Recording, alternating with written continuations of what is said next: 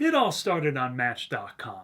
I was living in Santa Monica, California, which meant I had the entire Los Angeles area to choose from. One day, I got a message from a woman named Annette. Now, she did not match my standard profile very closely. She was 10 years older than me, and she lived 1,000 miles away in Colorado Springs, Colorado. So I reached out, grabbed my mouse, and started to click the mouse button to delete it when something told me to hold on a moment. Maybe because I had been to Colorado Springs once on a business trip, and it seemed like a nice enough place. So I open her message and check out her profile, and it turns out she's coming to Los Angeles and wants to meet me for drinks. Seems reasonable enough. Plus, she's a physician, which means she's probably smart, which is a good fit for me, and she probably has money, which means I won't have to pay for everything. Bottom line, I decided to seize the day and accept her invitation. She'd be staying at the Peninsula, a 5-star hotel in the heart of Beverly Hills. Then she'd be traveling up the coast to the Bacara Resort in Santa Barbara. Once Annette was in Los Angeles and done with her business for the day, I headed over to the Peninsula. It was late at night, so it was a low-key scene. I just parked my car, headed into the lobby, met her in person, and she seemed reasonably attractive and reasonably nice, and we got along well. Bottom line is I ended up with an invitation to the Bacara Resort the next morning. When I got there, it was an entirely different scene. Luxury cars everywhere, exotic sports cars, Ferraris, Porsches, Bentleys, and I roll up in my Nissan Maxima. Now, I had the Sport Edition, I had the nice wheels, I had the spoiler in the back, but somehow I still could not compete with a Ferrari. So I pull up to the front, hop out of the car, and let one of the attendants know that I'm there to pick up Annette. And she comes out with one of the valets, he's helping her with her bags, and he sees me opening the trunk and just stops. Turns to Annette and says, "This is your companion?" I mean, I'm not even a person to this guy. I'm a thing. I'm a this. That's how much disbelief he was in. But honestly, I couldn't really blame him. Because the thing about Annette is she was absolutely regal in her bearing. She was not obnoxious about it. She didn't act like a diva or anything. But every ounce of the way she carried herself made it clear that she considered herself a VIP and that she expected special treatment. So in the valet's position, I could see that he was expecting a CEO or a Hollywood executive at a studio, maybe 55 years old, distinguished, driving a Lamborghini. Instead, what he saw was me. I looked about 25 at the time. I looked quite a bit younger than I was, rolling up in my Nissan Maxima, dressed in decent but casual clothes. And he couldn't resist expressing his surprise. Now, to her credit, Annette handled this very well, I thought. She turned to him and said, "Yes, is that acceptable?" And he said, "Of course." The valet opened the door for her, she hopped in my ride, and off we went. Headed up the coast, and I'm a little concerned about the money side of things. Now, I knew Annette was probably going to pay for the lodging, but the food alone at a place like this could run $1,000, and I did not have $1,000 to spare. So I decided to bring up the topic with Annette, and she said, "I don't want to pay for everything." And that clarified it for me.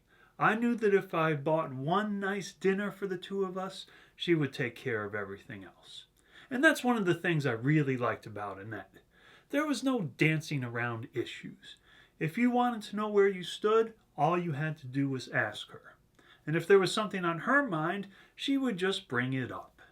Now, one thing that was on my mind was sex. I figured that since we were staying in the same room, something physical was probably going to happen. But I didn't feel comfortable about bringing that up quite yet. So we get to the Bacara, exotic automobiles everywhere, and me with my Nissan Maxima. But the valets kept their opinions to themselves, and we got to the room with no further drama. So we got unpacked, and the issue of sex was still on my mind. I decided to try to clarify things a bit. So I told her I wanted to take a shower, and I stripped naked right there in front of her. She looked me up and down and said, "You're not as big as I thought you'd be." And I'm like, damn, first it was that valet, it's a peninsula, and now it's Annette herself putting me down. But I'm pretty good at laughing that kind of thing off, so I just shrugged my shoulders and said sorry and headed to the shower. And as I'm taking my shower, I thought about what Annette may have meant by that comment. And first, I was pretty sure she was talking about my muscles, not my package. Because my package, I've never had any issues with anyone else.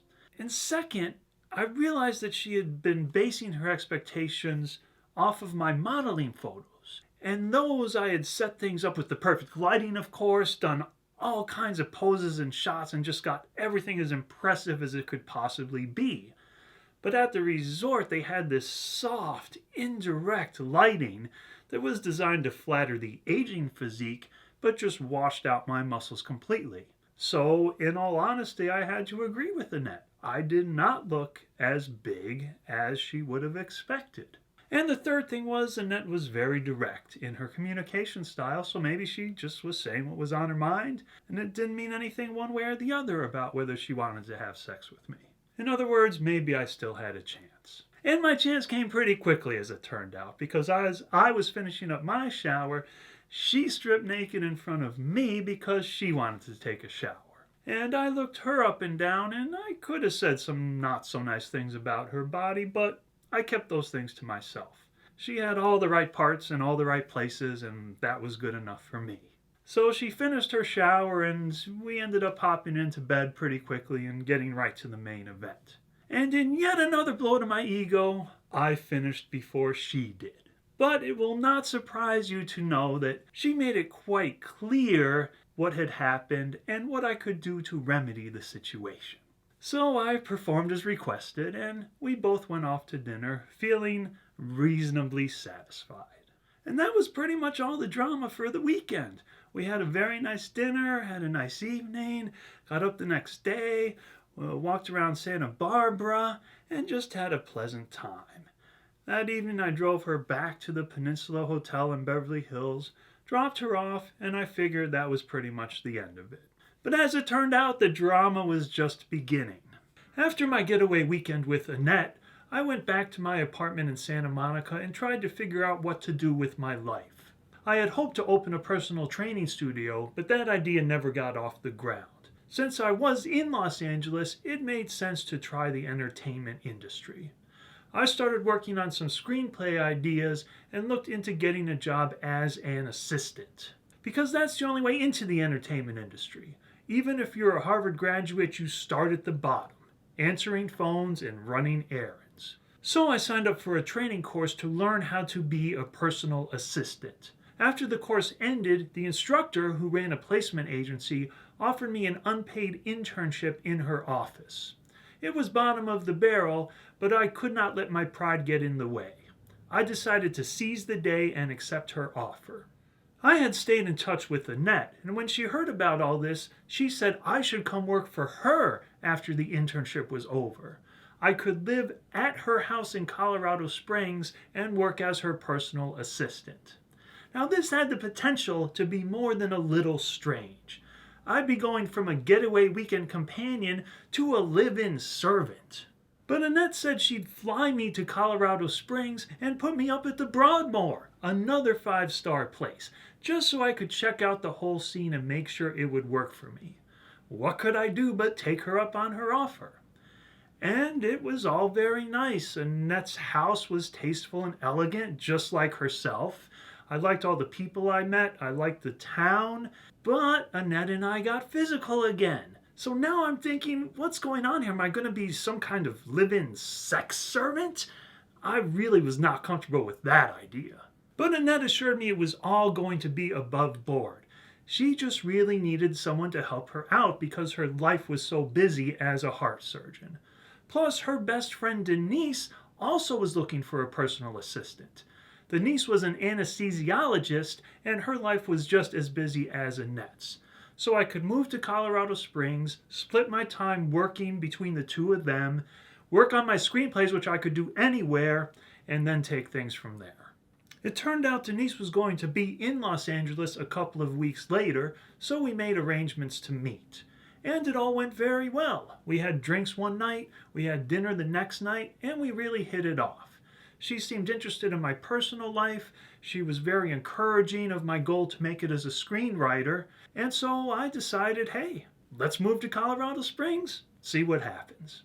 When it came time to move, I packed up my car with whatever I could fit and hit the highway.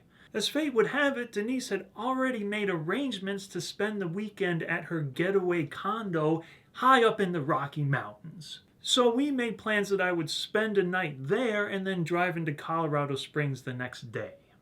So I end up in Dillon, Colorado for the evening. The scenery was beautiful, the condo was beautiful, there's a swimming pool, a hot tub, we're out on the porch, Denise grills us some steaks, we have some red wine, and life is good. Maybe a little too good, because Denise herself is starting to look real good to me.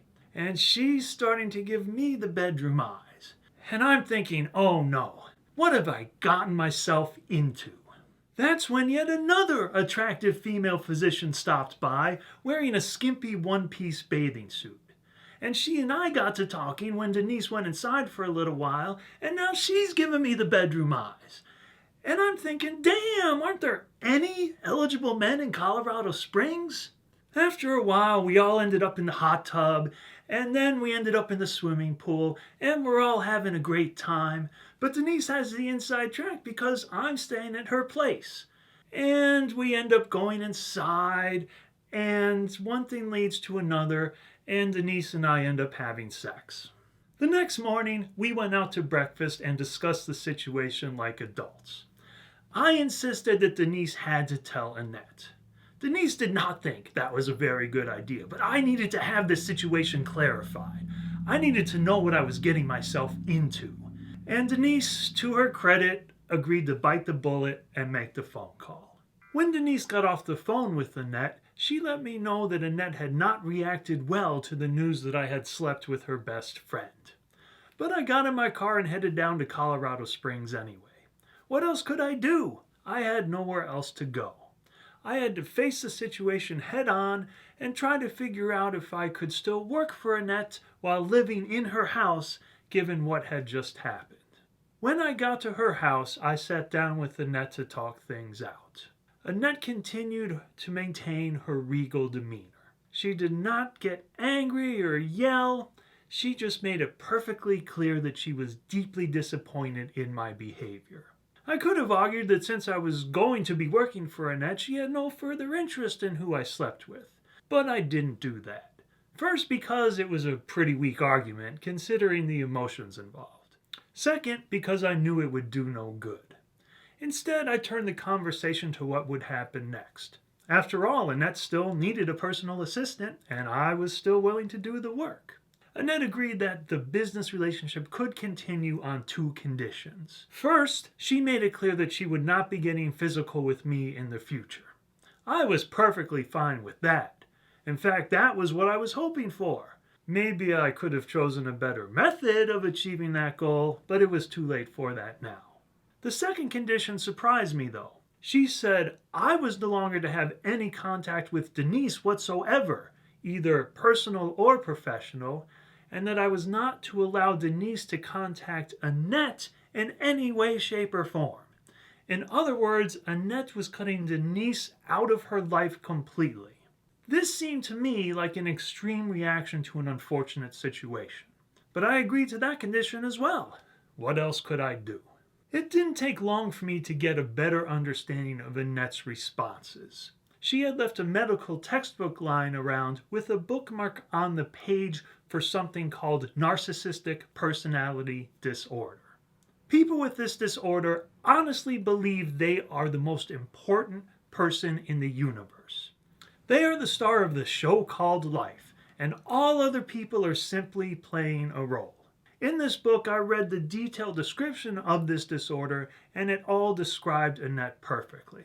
So I thought to myself, wonderful, I'm working for a full-blown narcissist. To her credit, she understood that she had this disorder and was trying to do something to mitigate it, but she seemed to be in no particular rush to make any fundamental change to her personality. One thing was perfectly clear about Annette. It was her way or the highway. And it didn't take long for me to see this in action. One day she called me up on the phone and said that she was having some friends over that evening and I had to clear out of the house. I pointed out that I could simply stay in my room, which was upstairs, and not bother anybody, but she was having none of it. She insisted that I clear out completely. So shortly before the time she had specified, I got in my car and tried to figure out what to do with myself. I knew better than to go to a bar, because that would just end badly for everyone. I didn't know a soul in town except Denise, and I had snuck in a couple conversations with her, but she had made it clear that she had no interest in an ongoing relationship with me. So I decided to go to a movie, by myself. I watched a Vin Diesel action flick called XXX. It was just about as stupid as it sounds. And I've had various low points in my life, but sitting there in the movie theater with Vin Diesel as my only friend within 1,000 miles was pretty depressing. But there was nothing else to do but stay professional, do the work Annette had hired me to do, and figure out a way to dig myself out of a difficult situation. The first step in escaping Annette's clutches was to find a second job. I decided to get back into personal training. I was quickly hired by World Gym. My boss ended up being a young woman named Jen. She was a California dime, perfect 10 even by Hollywood standards. Jen was engaged to a young man named Ty, who clearly saw me as a threat to their relationship. Ty spent lots of time hanging around the gym, and every time he talked to me, he brought up the fact that he and Jen were engaged and living together, just in case I had forgotten since the last time we had talked. But I was through sleeping with my bosses after the drama with Annette and Denise. I kept things with Jen completely professional. The second step in escaping Annette's clutches was to find a new place to live. One ad caught my eye right away. This was a house that had a game room complete with pool table, a home theater, a swimming pool, and not one but 2 hot tubs, which doubled my chance for trouble.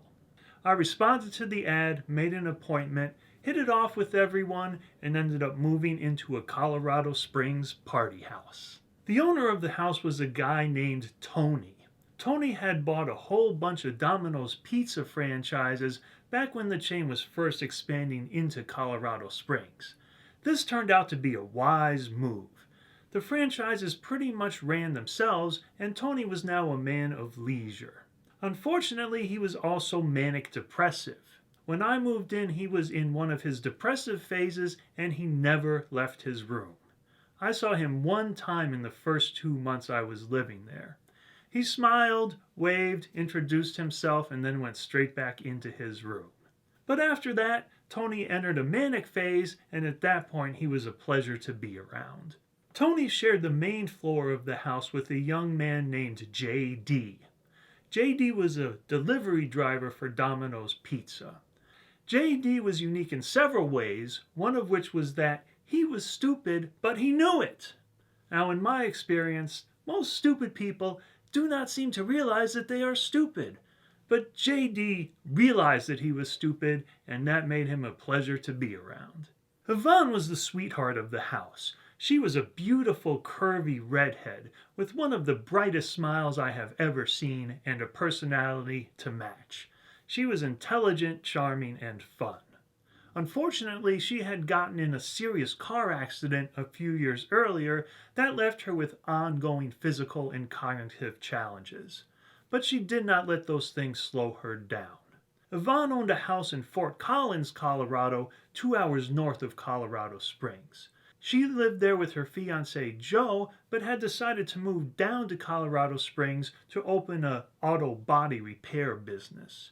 Joe stayed in Fort Collins, but came down frequently to visit. He was one of the most authentic people I've ever met. He also had an amazing ability to do impressions of any celebrity or mutual acquaintance you cared to name. Both Yvonne and Joe were pleasures to be around.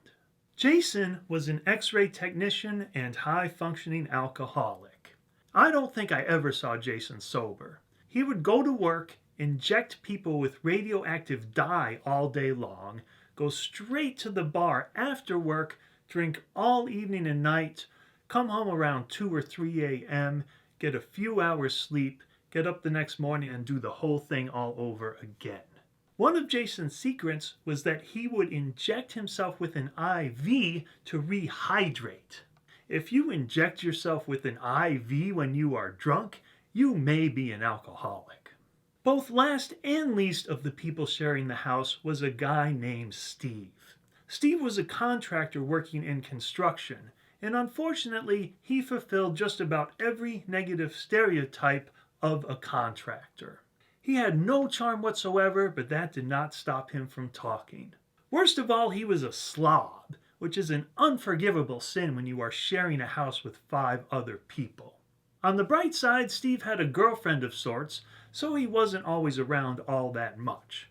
But when he was around, he was like a wet blanket, throwing himself on our fun. So that was the cast of characters for the real-life reality show that I had somehow fallen into. Something was going on there most nights, or someone would be around if I felt like going out on the town. In particular, Yvonne and I had really hit it off. I was attracted to her at many levels, but I knew she was engaged, so I did not see any future there. Instead, I kept my eyes open for a special lady friend. I met Melissa at the gym when we were both working out. She was yet another older woman, but had kept herself in real nice shape. She had just gotten a divorce and was looking for a quality man. We met for lunch one day, and that went well. I invited her to dinner the next weekend, and that also went well. We ended up back at her place, and things started getting physical. But I was in no rush to jump right into sex. I can be a gentleman, just so you know. We wrapped things up for the evening, and I got ready to head back to my place. She invited me to a home-cooked meal the next weekend, and it was clear that dinner was not going to be the only thing on the menu. Back at the party house, there was quite a scene going on. The music was pumping and the beer was flowing. But Yvonne was not joining in the fun. She was on the computer that was in the home theater. I went over to investigate, and it turned out she was trying to buy $500 concert tickets for the next evening in New York City. Luckily, she was too substance-altered to be able to complete the transaction. I gently led her away from the computer, and we joined the rest of the party. It didn't take long for Yvonne to decide that she wanted to hit the hot tub.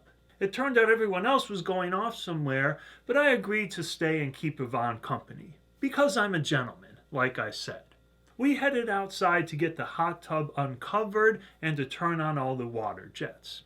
I wasn't quite sure of the protocol at this point because I had not yet been in the hot tub. There were some towels there, but I didn't know if we had to head back inside to change into swimsuits. It didn't take long for my question to be answered. Yvonne took off her sweatshirt and she had nothing on underneath. The rest of her clothes soon followed. What could I do but join in? I got naked as well and followed Yvonne into the hot tub. And we had a very nice conversation. I told her about my dates with Melissa. She told me how things were going with her fiancé Joe. And it was all very relaxing. Until the conversation turned to fitness. Yvonne had gained some weight after her car accident, but she had a plan for getting back into shape, which she proceeded to show me in detail. She rose up out of the water and slowly twisted herself around to reveal every detail of her naked body. As she went, she explained her strong points and her problem areas. She was just so relaxed and authentic about the whole thing that I couldn't help thinking that she and I would be very, very good in bed together. And from what I could tell, she was thinking the same thing.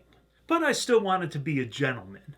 Not from any high and mighty moral stance, but because there were just too many complications. Yvonne seemed happy with Joe, things were going well between Melissa and myself, and I was really enjoying living at the party house. I realized that sex with Yvonne could ruin all of that because I had just gone through the whole situation with Annette and Denise.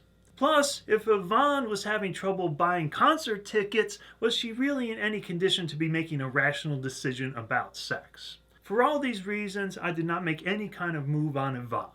We got out of the hot tub, dried ourselves off, got dressed, and went off to our separate rooms. And it turned out the next day, she thanked me for that. Her memory of the evening was spotty, and she may have very well regretted any kind of physical encounter. Yvonne and I were still friends and only friends, at least for now. After my busy night with Yvonne and Melissa, I had a week to recover before my next date with Melissa. That rolled around soon enough, and I headed over to her place for a home-cooked meal. The last time someone had cooked a meal for me was at Denise's condo. This night ended up in the bedroom as well with Melissa, and it all went very well. We had some nice sex, we cuddled afterwards, and then I had to head back to my place because I had a personal training client early the next morning. But something was missing with Melissa. After a few days, I decided not to pursue the relationship further. There was a renewed spark, however, with Annette of all people. Over the past couple of months, she had gradually started warming towards me. We'd have dinner every once in a while, or she'd invite me out with one of her friends. One night, Annette and I ended up talking on her couch. She reclined back and put her legs over mine. She was wearing a casual skirt with no stockings. And as we talked, I started massaging her legs. As I worked my way up her thighs, I started thinking to myself, now what have I gotten myself into? But I knew where the limits were. Once I reached her upper thighs, I stopped there. I was not going any further than that with Annette. As for Yvonne, we continued to spend quality time together, but strictly as friends. There was no repeat of the hot tub adventure. We were like two planets that were speeding toward each other, but had just barely missed, and now we were caught in each other's gravitational fields. We were gradually circling back around, and an eventual merging seemed inevitable. But neither one of us was ready for anything immediate. In the meantime, I kept myself busy playing pool. My landlord Tony had finally emerged from his seclusion, and it turned out he was an avid pool player. He encouraged me to take a renewed interest in the game, which I had spent far too much time playing in college. For whatever reason, pool is huge in Colorado Springs. There are all kinds of leagues and tournaments, and most nights of the week you can find somewhere to go to play pool with other people. One Friday night, Tony invited me out to a place called GQ's, spelled capital G-E-E, capital C-U-E-S, as in, gee, that's a nice cue stick you have there. Tony wanted to do some gambling, and I was happy to oblige. We traded some $50 bills back and forth for a while, until a young lady named Jolene interrupted our game. Jolene had a model-quality face and a slammin' body. She knew Tony from the local pool scene, and apparently she wanted to get to know me. Tony introduced the two of us, and then said he had made other plans and he had to go somewhere else for the evening. Jolene encouraged me to stick around for the nightly pool tournament. I did not need much encouraging. Jolene and I couldn't really compete against the semi-pro players in the tournament, and we both got knocked out pretty early. But that didn't stop us from having a great time together. We struck up a game with a couple of local players, we drank some beers, and we danced a little when a good song came on. At one point, a song that Jolene really liked came on, and she spun herself around, dropped herself down, and started grinding her backside into my pelvic area. There I was, freak dancing in the middle of a pool tournament. That was the first and only time I've ever done that. And I might not always be quick on the uptake, but I thought it was a pretty good sign that Jolene was interested in taking things to the next level with me sooner rather than later. So far, everything looked promising, but something told me I should strike while the iron was hot. I told Jolene that I was leaving GQ's and asked her if she would like to come along with me. She was a little confused about why I was leaving when we were having such a great time, but I insisted that my night at GQ's was done. Jolene pondered the situation for a few seconds and then decided to invite me over to her place to continue the party in private. When we got to her place, we headed to the bedroom right away. I took one look at the bed and said, "Oh no." This bed was absolutely luxurious, just throws and shams and pillows and frills everywhere you looked. And it was all pure white. It was like the bed of a virginal princess. It was not a bed where you expected to get freaky. And I was okay with that. I'm not one of these guys who thinks sex is always the ultimate goal. Cuddling is fine as well, and it's much less work. I got myself naked anyway and headed into the bathroom to get ready for bed. Sure enough, when I get out of the bathroom, she's snuggled deep underneath the sheets, wearing a modest nightshirt. I climb into bed next to her and draw her close for a few minutes of cuddling before sleep. I reach down for one last feel of her spectacular backside, and I realize she is not wearing anything under the waist. At that moment, I realize we're going to be getting freaky after all. And we knock it out once, and it's real good. And we cuddle for a while, and then Jolene makes it clear that she's ready for round 2. So we knock it out again, and it's real good again. And now Jolene is done for the night. She curls up next to me and falls into a deep sleep. Lying there in that luxurious bed with Jolene snuggled up against me, I was at peace with the universe. My life could have faded to black at that moment, and I would not have objected at all. But as it turns out, the story of my life continued. I got a few hours sleep, and then 2 things woke me up. The first was the beautiful morning light filtering in through her curtains and lighting up everything in the room with a wonderful glow. The second was Jolene herself. She was ready for round 3. So we knock it out again, and it's even better than the first 2 rounds. And now it's time to get the day started. We end up getting out of bed and in her kitchen. And the first thing she says to me, the very first thing is, "I can't believe I slept with you." And I'm thinking, damn, we just finished round 3 and now you're having second thoughts? The second thing she said was, "You can't tell anyone." She was concerned about her reputation. No words at all about how wonderful our evening had been or what I wanted for breakfast or whether I wanted some coffee. And I'm thinking, are we back in high school? But I'm not the type of guy to brag, so I promised her that I would not say anything to anyone. Jolene, if you're out there somewhere, I owe you an apology. In my defense, I kept our secret for 14 years. But today, I finally had to spill the beans. I hope it does not ruin your reputation. It was a random Wednesday night at the Colorado Springs party house. My one-night stand with Jolene had remained exactly that, and Yvonne was out of town. There was nothing in particular going on at the house, so I decided to take a swim. Along the way, I ran into J.D., the Domino's pizza delivery driver. He told me that all of his hillbilly siblings would be headed over to the house a little later on. By the time I finished swimming and showering, all of J.D.'s brothers had shown up. Jerusha, whose nickname was Rue, was not among them.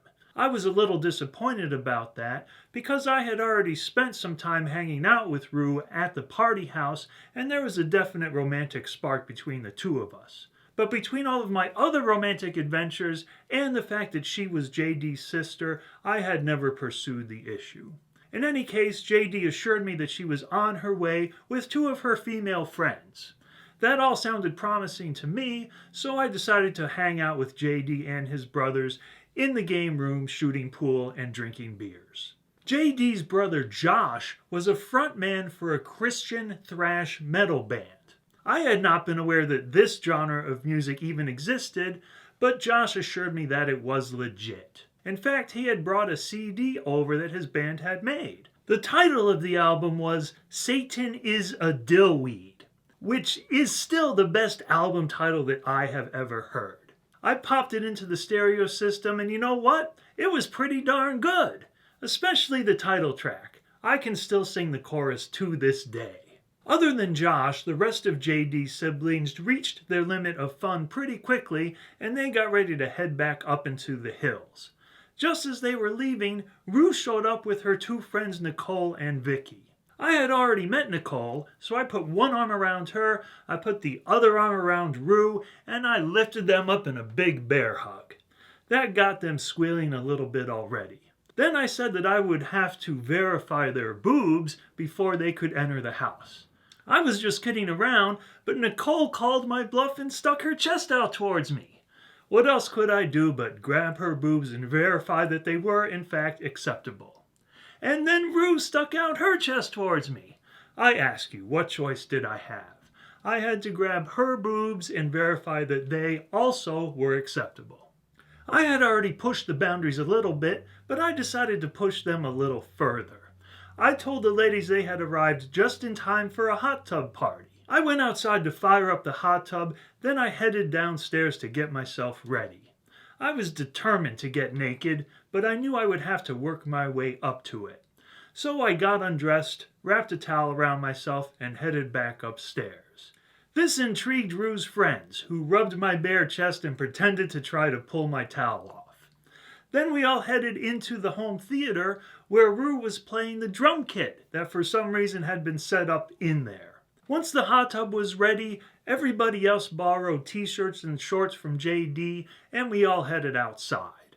I proceeded to drop my towel and climb into the water naked. I ended up next to Rue and got to know her boobs even better than I had before. After a while, Nicole called her man and said he should show up to the party. And he did, and he got naked and climbed into the hot tub. So now I was not the only naked guy there. And we all had a great time, laughing and singing at the tops of our lungs. But then I realized I had to interrupt the party because I really had to take a leak. I climbed out of the water, and Nicole gave me a slap on the backside to send me on my way. I headed inside, went downstairs to get dressed, and grabbed a big fluffy towel for Rue. I went back upstairs, wrapped her up in that towel, and helped her dry off a little bit. She gave me two very big, very friendly hugs, and it was clear to me that she was ready to get physical. But I never did anything about it, mainly because things were heating up again with Yvonne. We both knew we were going to sleep together at some point, and it finally happened shortly after the hot tub party. Yvonne was sitting at the dining room table, brushing her waist-length red hair. I went over to her and offered to take over the hair-brushing duties, and she accepted. Yvonne had chronic lower back pain from her car accident, and she mentioned that the pain was particularly bad that evening. I offered to give her a back rub, and again she accepted. She bent right over the dining room table, and I went to work on her lower back. When she finally straightened up and turned around, our eyes met, and I didn't even have to say anything. I just took her hand and led her downstairs to my bedroom. And it was just as good as I could have ever expected. First we confessed our love for each other, and then we sealed the deal by actually making love. We spent the rest of the night together, sleeping in my bed, and it was a wonderful feeling. There was only one nagging problem. She was engaged to somebody else, and I could not see a way that was going to change. We never discussed it, but we never had to. It was clear to both of us that I was going to remain the other man for the foreseeable future. In between my job as a personal trainer and my adventures at the party house, I continued to work for Annette as a personal assistant for a few hours per week. She had brought me to Colorado Springs under what turned out to be difficult circumstances, so I felt like I owed her that much. Also, I wanted some sort of track record as a personal assistant on my resume in case I ended up moving back to Los Angeles. Unfortunately, Annette's personality continued to present a challenge. That said, I was used to working with difficult people, and Annette was nice to me on occasion. She invited me to her medical office's holiday party. I still remember the amazement on the people's faces there when I told them I was Annette's personal assistant. They couldn't believe anybody would take that job. But as it turned out, I was about to reach the end of my rope. The final blow-up came over Christmas gifts. Christmas is generally a difficult time for me. I am not close to my family, and I have moved around so much that I do not have any lifelong friends. Therefore, I am usually alone during the holidays. This Christmas was particularly challenging because I had to help Annette prepare for her Christmas. I spent an entire day wrapping her Christmas gifts, which isn't much fun when you know you are not on anyone's Christmas list. But I stayed professional, got the job done, and went off to mail the out-of-town gifts to the people they were going to. The next day, Annette asked me whether I had sent the gifts to her nieces by overnight mail. It was still 10 days before Christmas, so I had not done so. I had used the least expensive option to still get the gifts there by Christmas. Well, Annette had a fit over that. It turned out her nieces wanted to wear the clothes that Annette was sending for some kind of Christmas pageant a week before Christmas. I stayed calm, didn't argue, and apologized to Annette for naively assuming the Christmas gifts should get there by Christmas. The next day, I submitted my resignation letter, along with the keys to her house, all the credit cards in my name linked to her accounts, and all the passwords to all of her social networking sites, which I had been handling for her. Obviously, I could have caused her a whole bunch of trouble, but that's not how I roll. The one bright spot during the holidays was Yvonne. She had booked a room at the Broadmoor, the 5-star resort in Colorado Springs, to celebrate her 30th birthday, and she invited me along. The Christmas lights were up at the Broadmoor, and they are truly spectacular. You're probably familiar with the Christmas tree in Rockefeller Center. Well, there were dozens of those trees all lit up, spread all over the grounds at the Broadmoor. And Yvonne and I had a very nice dinner, then had a wonderful stroll around the grounds under those Christmas lights. Then it was time to head up to the room. And it should not surprise you to learn that when it came to sex, Yvonne was the adventuresome type. One of the things she did was take off her shirt in the elevator and walk to the room topless. Once we got to the room, we continued onwards with all sorts of pleasurable activities in all sorts of positions. It was an entertaining end to a magical night. But the magic could not continue. Yvonne wanted me to spend a second night at the Broadmoor, but that was just too much for me. I had to keep our relationship in perspective. She was still engaged to Joe, and there was no way I was ever going to take his place. So I left the Broadmoor and headed back to the party house. Yvonne and I had fallen in love and had various adventures both in and out of bed. Now her fiancé Joe was coming to Colorado Springs for the weekend. How strange would that situation be? As it turned out, the only strange thing about it was that it was completely normal. In fact, the three of us really liked spending time together. We'd go out to various night spots or just hang out at the party house. There was no particular drama and no particular conflict. When Joe was around, Yvonne and I simply went back to being friends. However, there were times when we ended up being friends with benefits. Late one night, when Joe was in town, Yvonne knocked on my door. It turned out that Joe had passed out, but Yvonne was in the mood for some action. And that action involved her and myself between the sheets. I was a little worried about this idea, but Yvonne was hard to resist. So we had some fun, and then Yvonne went back down the hall to rejoin Joe. That all felt kind of strange to me, but I shrugged it off. At least I didn't have to worry about Joe breaking down the door with a hatchet or something. He just wasn't that type. Joe was one of the most happy-go-lucky people I have ever met. Nothing seemed to bother him. He lived in the moment and took life as it came. Yvonne was the same way, which explained why they were a couple, but not a married couple. They had been engaged for 7 years, but neither one of them seemed to be able to take any concrete steps towards actually getting married. If anyone brought up the situation, Yvonne would say, Joe needs to decide what he wants to do. And Joe would say, Yvonne needs to decide what she wants to do. But as far as I could tell, neither one of them seemed capable of making those kinds of big life decisions. And that explains why Yvonne and myself would never work as a couple. I can be impulsive on occasion, but when it comes to life decisions, I like to think them through carefully and plan long term. These concepts did not seem to exist in Yvonne's world. That also meant that I did not have to worry about the implications of my affair with Yvonne. As far as I could tell, there were no implications. That might not make it right by conventional standards, but as you can probably tell by now, I don't worry too much about conventional morality. As far as me getting jealous of Joe, that did not seem to be an issue either. Jealousy just does not seem to be a very big part of my makeup. Even when I was a teenager, and my first girlfriend admitted that she had fooled around with some other guy when I was off on a trip, that did not particularly bother me.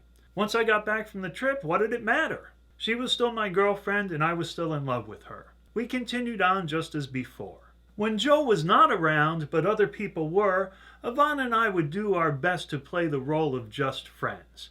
But occasionally we would slip up. Jason, the alcoholic x-ray technician, caught on right away. That was no surprise because he was infatuated with Yvonne. But his state of constant drunkenness made it difficult for him to make any sort of actual real move towards her. One night he convinced Yvonne to keep him company in his bedroom. They both ended up falling asleep in his bed, but nothing physical happened, other than Jason giving himself an IV to rehydrate and promptly passing out. By the time the new year rolled around at the party house, our landlord Tony was in his full manic phase. In some ways that was good, but in other ways it was bad, because most of Tony's friends were straight out of the trailer park and one step away from the gutter. One evening, Yvonne and myself were relaxing in the hot tub, naked as usual, along with JD and one of his male friends. Yvonne was a bit of a show-off in those situations, but that night some of Tony's friends were hanging around. She was not about to get up out of the water for them, despite their ham-handed attempts at getting her to do so. Finally, they drifted away, and the first thing Yvonne did was hop out of the water naked and go get us all some drinks. You just have to be cool in those kinds of situations, but Tony's friends were the exact opposite of cool. In a more promising development, a couple of strippers started hanging around the house. One was a male named Chris, and the other was a female named Heather. Chris was a wiry little bastard. He was maybe 120 pounds soaking wet. But he had long, straight hair, which made him look like a shorter, leaner version of Kid Rock. That was enough to keep him in business. At the time, I had some vague ideas of giving stripping a try myself, as much for the experience as for the money. But Chris painted a pretty grim picture of the whole thing. Chris told me that he would sometimes dance for female clients, but that most of his performances were for males. And that was definitely not high on my list of life experiences. He also said that sometimes the parties were fun, and sometimes he could make some decent money, but most of the time it was just bumping and grinding to try and get people to throw some dollar bills his way. He made it all sound pretty humiliating, and so I moved that whole idea to the bottom of my list. Heather was much more of a pleasure to be around. She was a girl next door type, fresh-faced and beautiful, with a tight, all-natural body. She had not been chewed up by the stripper lifestyle. At least not yet. Heather had secured herself a role in a pilot for a talk show. She needed somebody to take her and her 4-year-old daughter Sunny to the set and to help her keep an eye on Sunny when Heather was on camera. I was happy to volunteer because I enjoyed spending time with Heather and it would give me a chance to network with other creative types. Sunny behaved perfectly for me and was quite the little charmer in her own right. After the filming wrapped, I took Heather and Sunny back to their place and dropped them off. Part of me wanted to invite them out for ice cream or something, but that was a move that was fraught with complications, given that Heather's boyfriend was rumored to be a drug dealer. In the ideal world, I would have saved Heather and Sunny from a difficult situation, and we all would have gone on to live happily ever after. In the real world, I could not see any way that would ever happen, especially given that my own life was far from settled. Heather and I lost touch shortly afterwards, but I still sometimes wonder about what might have been. Wherever Heather and Sunny are today, I hope they are doing okay. Living at the party house was fun, but it was not cheap, and at some point, even the best parties have to end. It was time for Yvonne and myself to cut costs. After some searching, Yvonne and myself found a house to rent just down the street from the health club where I worked. The new house was right next to Ute Valley Park, which has views like this. That's Pikes Peak in the background, which rises to over 14,000 feet above sea level. There are taller mountains in the United States, but not many that are as impressive looking. Just down the road from the new house was another park called Garden of the Gods. Here's another view of Pikes Peak from there. As you can see, there was a tremendous amount of natural beauty in the area. The new house was a perfect spot to work on my creative endeavors, primarily photography and screenwriting. As for Yvonne and myself, we continued our own real-life version of a romantic comedy. There were times when she was not around much. She had business assets in Colorado Springs, up in Fort Collins, where her fiancé Joe lived, and down in Albuquerque, where she grew up. Because of the tough economy, all of those assets were in danger, and she had to spend lots of time traveling back and forth to try to keep everything afloat. But when Yvonne was around, we settled into our own unique version of domestic bliss. Many nights we would have dinner and a bottle of wine, and then play Scrabble or watch a movie. We generally avoided any physical intimacy to maintain some semblance of normalcy, but there were frequent exceptions to this rule. When I look back over my journal, there were times when the relationship got more than a little strange. For example, one day Yvonne came back into town after being away for several weeks. She and I went to lunch at the Broadmoor, headed back to the new house, and made love twice. Later that day, Joe showed up, and we all went out to dinner at P.F. Chang's. The next morning, Joe left town, Yvonne and myself made love 2 more times, and then I drove her to the airport so she could fly to Albuquerque. Somehow we all kept living in the moment, and it never fell apart. In fact, in the spirit of going with the flow, I actually joined Joe and Yvonne on one trip up to Fort Collins. We had a great time together as always. We went out to dinner at their favorite restaurant, went out to see a band at a local bar afterwards, and then crashed at their house at Fort Collins overnight.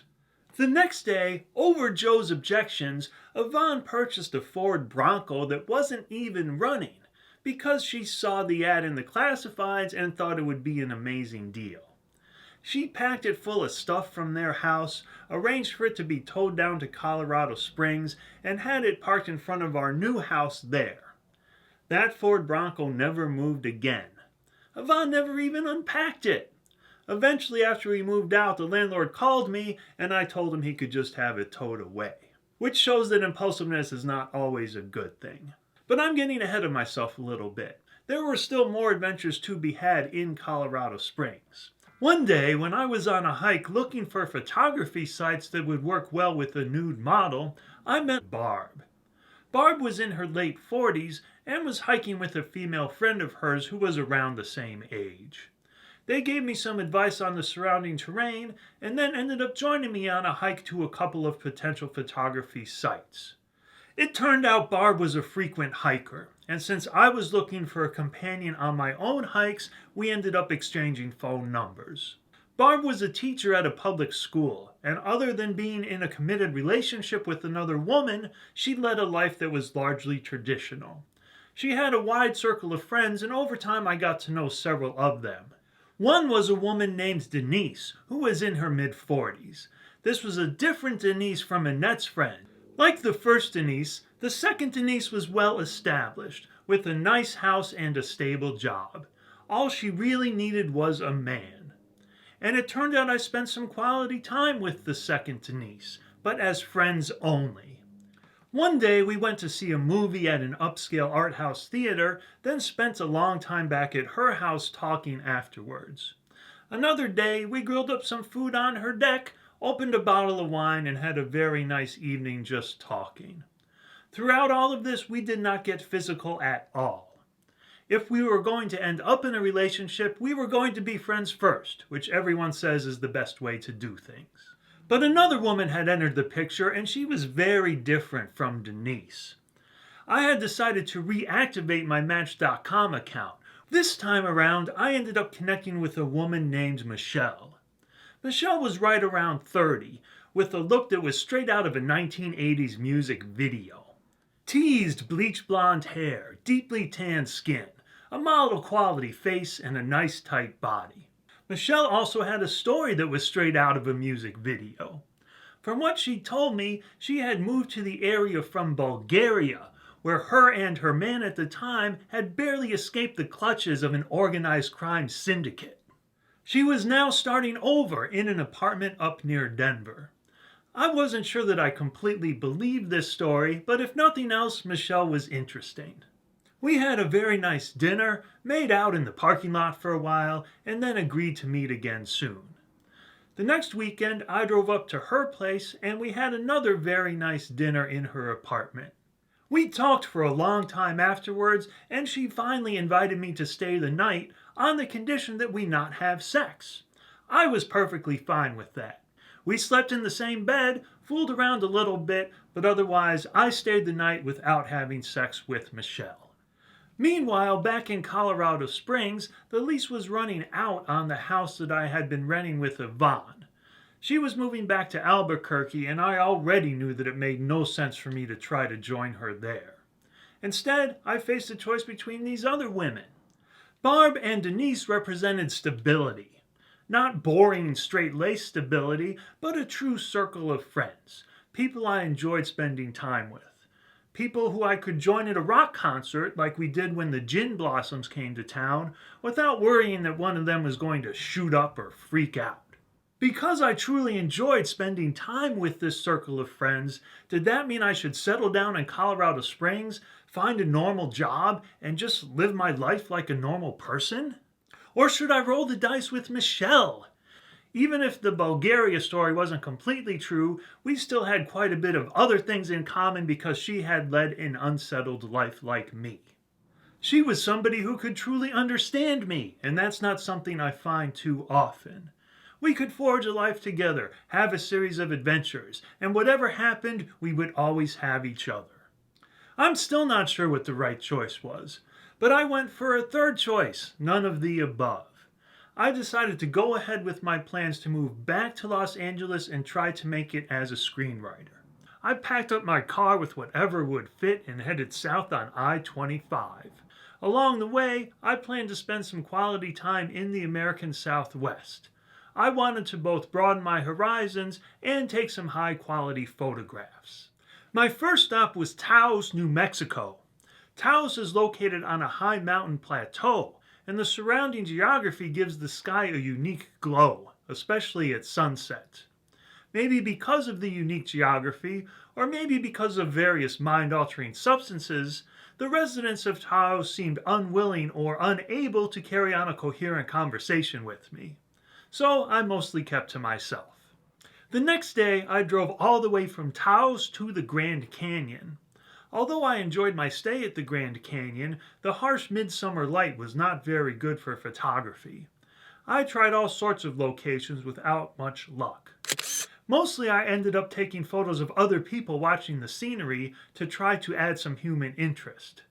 After a 2-day stay, I packed up and headed towards Page, Arizona. Page is a mandatory stop for any serious photographer visiting the American Southwest. All sorts of scenic vistas are easily accessible from Page, but none is more photogenic than Antelope Canyon. Located on Navajo land and largely unknown until the late 1990s, Antelope Canyon has now become one of the most visited photography sites in the world. You could argue that there are more beautiful sites, but the factor that sets Antelope Canyon apart is that you have a real chance to take a completely unique photo. The light is constantly changing, as are the shapes and colors of the sandstone rock formations. I ended up entranced by Antelope Canyon and spent as much time as I could taking photos there. But I also got the chance to have some fun at a local bar after my first day of shooting. While I was there, I had a nice chat with an inebriated older woman. When I mentioned that I was a photographer, she told me she had recently posed naked for a website that specialized in senior citizen erotica.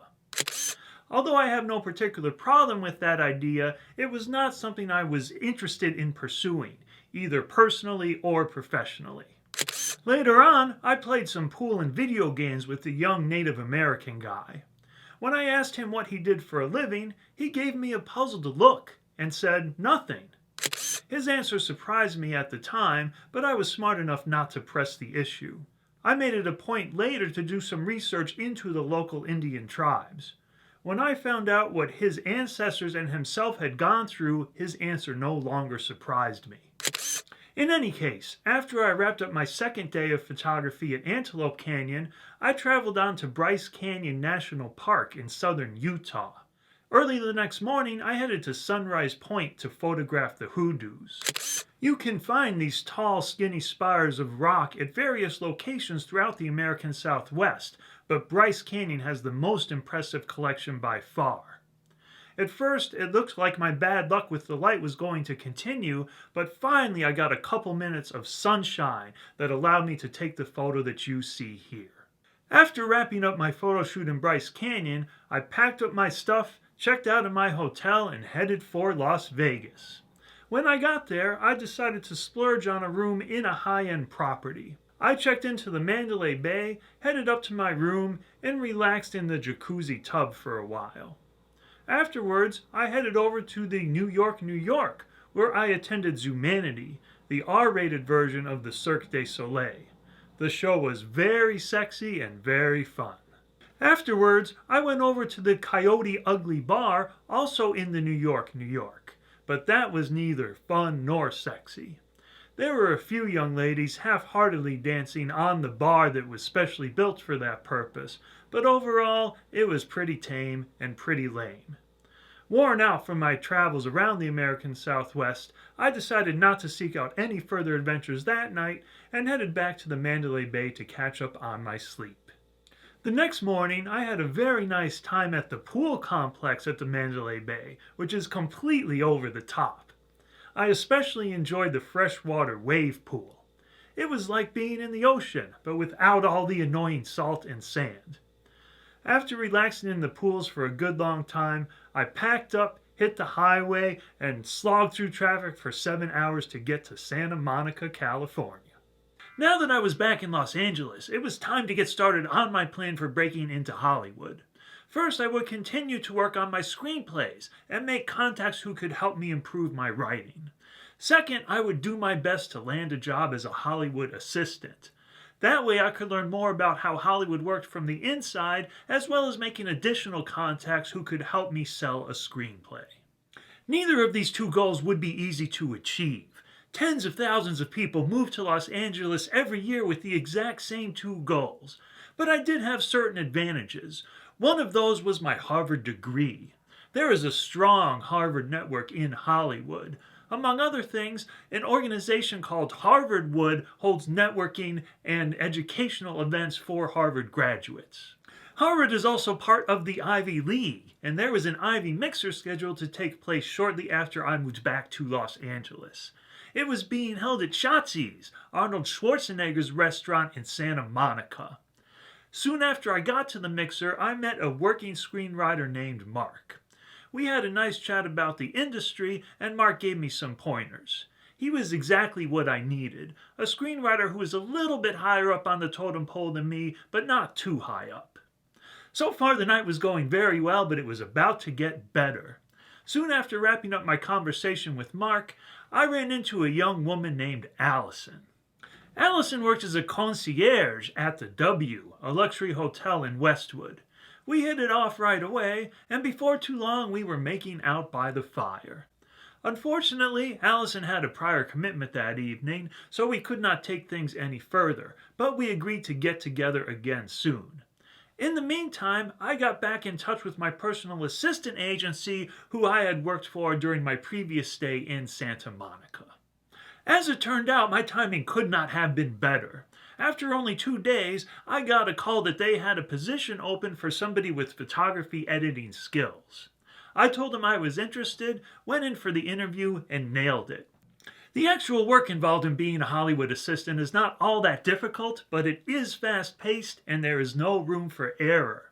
There are thousands of people waiting to take your position, so you are always at risk of being fired on the spot for the most trivial of mistakes.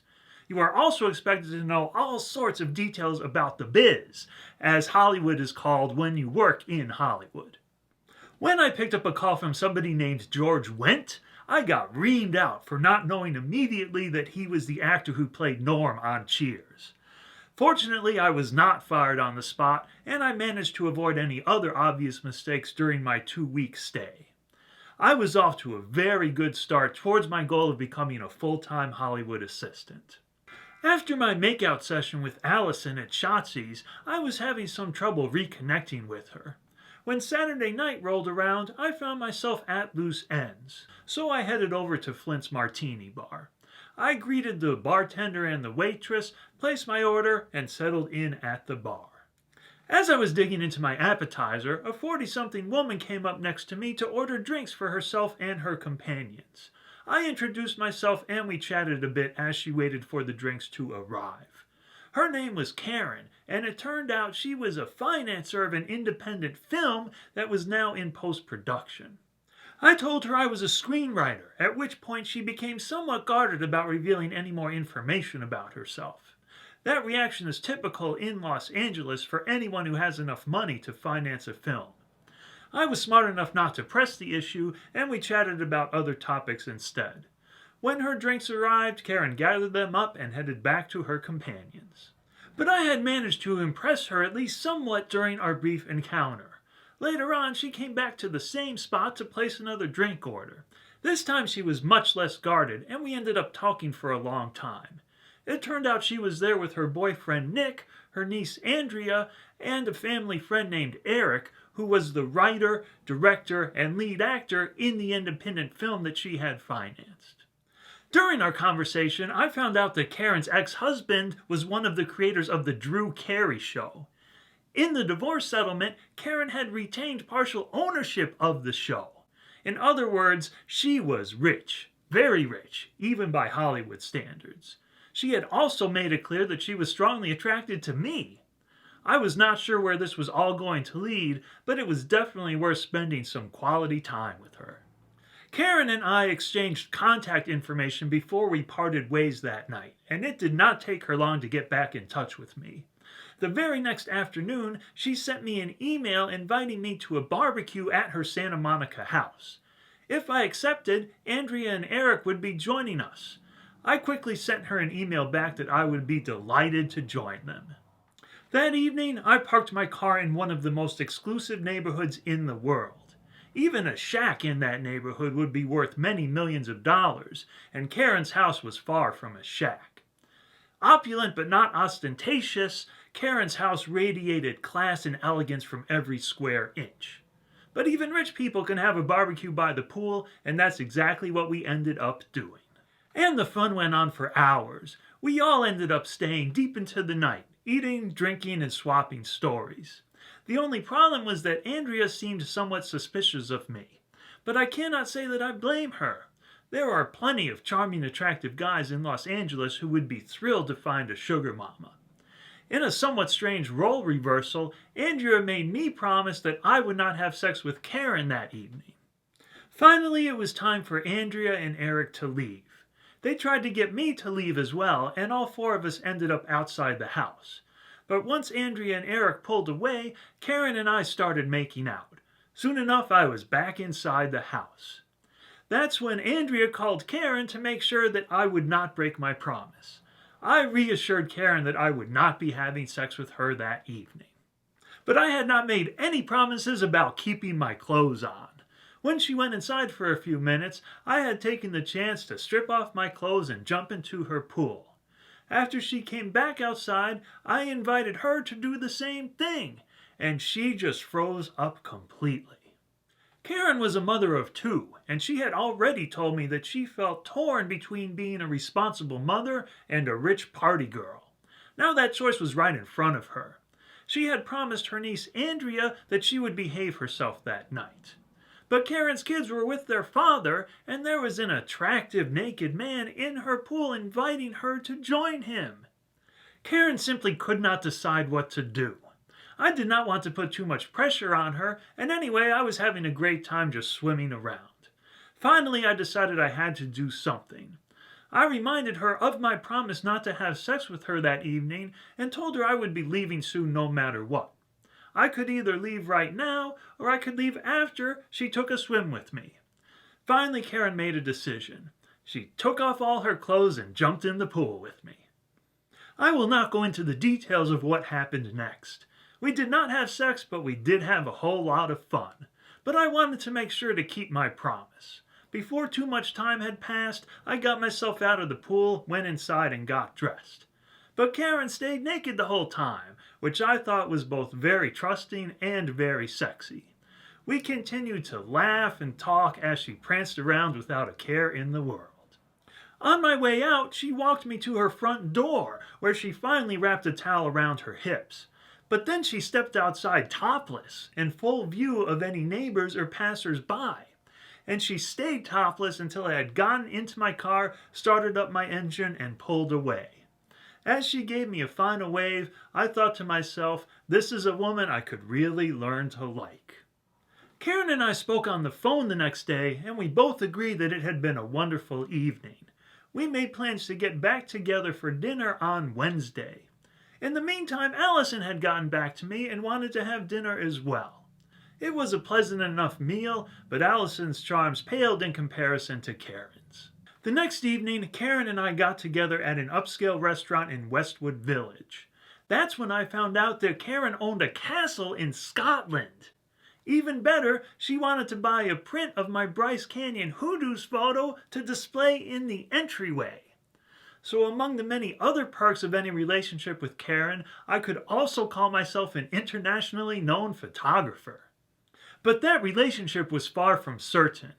Karen assured me that her previous boyfriend Nick was now out of the picture, but the real issue was the vast difference in our personal situations. Before investing any more time and energy in getting to know Karen better, I wanted to get a sense of what a committed relationship with her would actually be like. To her credit, Karen discussed my concerns openly and honestly as we finished up dinner. Afterwards, we took a stroll through the streets of Westwood under the light of a full moon. We ended up finding a dark alley and making out for a good hour. No matter what ended up with our relationship, I clearly had a knack for bringing out Karen's party girl side. The next day, I chatted with Karen, who asked me to plan a romantic weekend getaway. I decided to go the extra mile. I reserved a room at an exclusive Santa Barbara bed and breakfast for $700 non-refundable. That money was a pretty good chunk of my remaining funds, but I looked at it as an investment. Then I printed up a beautiful custom invitation using one of the photos that I had taken at Antelope Canyon and dropped off the invitation in her mailbox. Her response to my invitation came quickly. There was only one problem. She decided she did not want to go. She said it was too much of a risk to spend the weekend with somebody she did not really know all that well. In other words, the responsible mom side of her personality had won out, and the party girl side had lost out. I had lost out as well, to the tune of $700. But what could I do? Any effort to get her to change her mind by bringing up the money would just reinforce the differences in our lifestyle. And any attempt to get her to reimburse the $700 would just make me seem like a gold digger. Maybe I should have done the alpha male thing and told her, "You're going no matter what." But I felt like she was too sophisticated for that kind of move. In the meantime, I felt like I had to get on with my life without counting on Karen as a sugar mama. When I browsed the shared housing section of Craigslist, one listing caught my eye right away. 3 young ladies had a room to rent in Silver Lake, and they were looking for a male housemate. I called and made an appointment to visit. Silver Lake is a beautiful neighborhood of small older houses set amongst rolling hills. It has a bohemian reputation, and sure enough, 2 of the 3 young ladies, Julie and Tracy, were aspiring actresses. The 3rd young lady, Kate, was Julie's younger sister and had just moved to Los Angeles after graduating from college. The 4 of us hit it off right away. The next day, Tracy called me and offered me the room. I gladly accepted. The next time Karen and I spoke, I let her know my plans. As you might imagine, she was not too thrilled to learn that I was planning to move in with 3 young ladies. But if nothing else, my plan would force Karen and I to clarify our relationship. The big test would happen when we spent an entire day together. Karen and I had spent the afternoon at the Getty Museum, which was awkward, then went for a sushi dinner afterwards, which was fun. Now we were naked in her bedroom, and the awkwardness returned with a vengeance. At one point I actually tried to call a halt to the festivities, but Karen was determined that we were going to have sex. I staggered across the finish line and then did my best to cuddle up with her. But even the cuddling ended up being awkward. First, she had to set her room alarm, which was an entirely different system from the house alarm. That meant I would be locked in the bedroom all night. Then she liked keeping the air conditioning at a chilly 55 degrees. Even under thick blankets, I was shivering by the morning. I thought to myself, this is no way to live, no matter how rich this woman was. Even worse, she sent me an email the next day expressing her dismay that we had slept together. Given that she had insisted on it, I was not feeling particularly sympathetic. I sent her an email regretfully letting her know that I would be moving on. And I was moving on, into the house in Silver Lake. There was a definite attraction between myself and each of the 3 young ladies living there. Kate, in particular, developed a huge crush on me, and I have to admit I was intrigued by the possibilities. Kate was a bisexual with a slamming body, which she usually kept hidden under a flannel shirt and loose jeans, but sometimes she would lounge around in shorts and a bra, or in a thin t-shirt with no bra underneath. Kate had majored in human sexuality in college and had just gotten a job in a store that sold sex toys. So far, this probably sounds like a male fantasy come to life, but the fly in the ointment was our age difference. I was 36 and Kate was 22. I was definitely feeling a generation gap. Among other things, the 3 young ladies all seemed to live on their cell phones. Although that is completely standard today, it was something new to me at the time. Meanwhile, even though Kate had studied sex in college and was working in a sex shop, she seemed to have no interest in actually having sex. Not just with me, but with anybody. And the same was true of the other 2 ladies living there. I won't pretend to understand the reasons, but apparently millennials have much less sex than people from previous generations. Certainly nobody in that house was getting any. In any case, I could tell that it was pointless to try to hook up with Kate. If we were going to have any kind of romantic relationship, it would have to be the new traditional way, which apparently involved a whole bunch of text messaging. That was not a bridge I was ready to try to cross, especially given the living situation.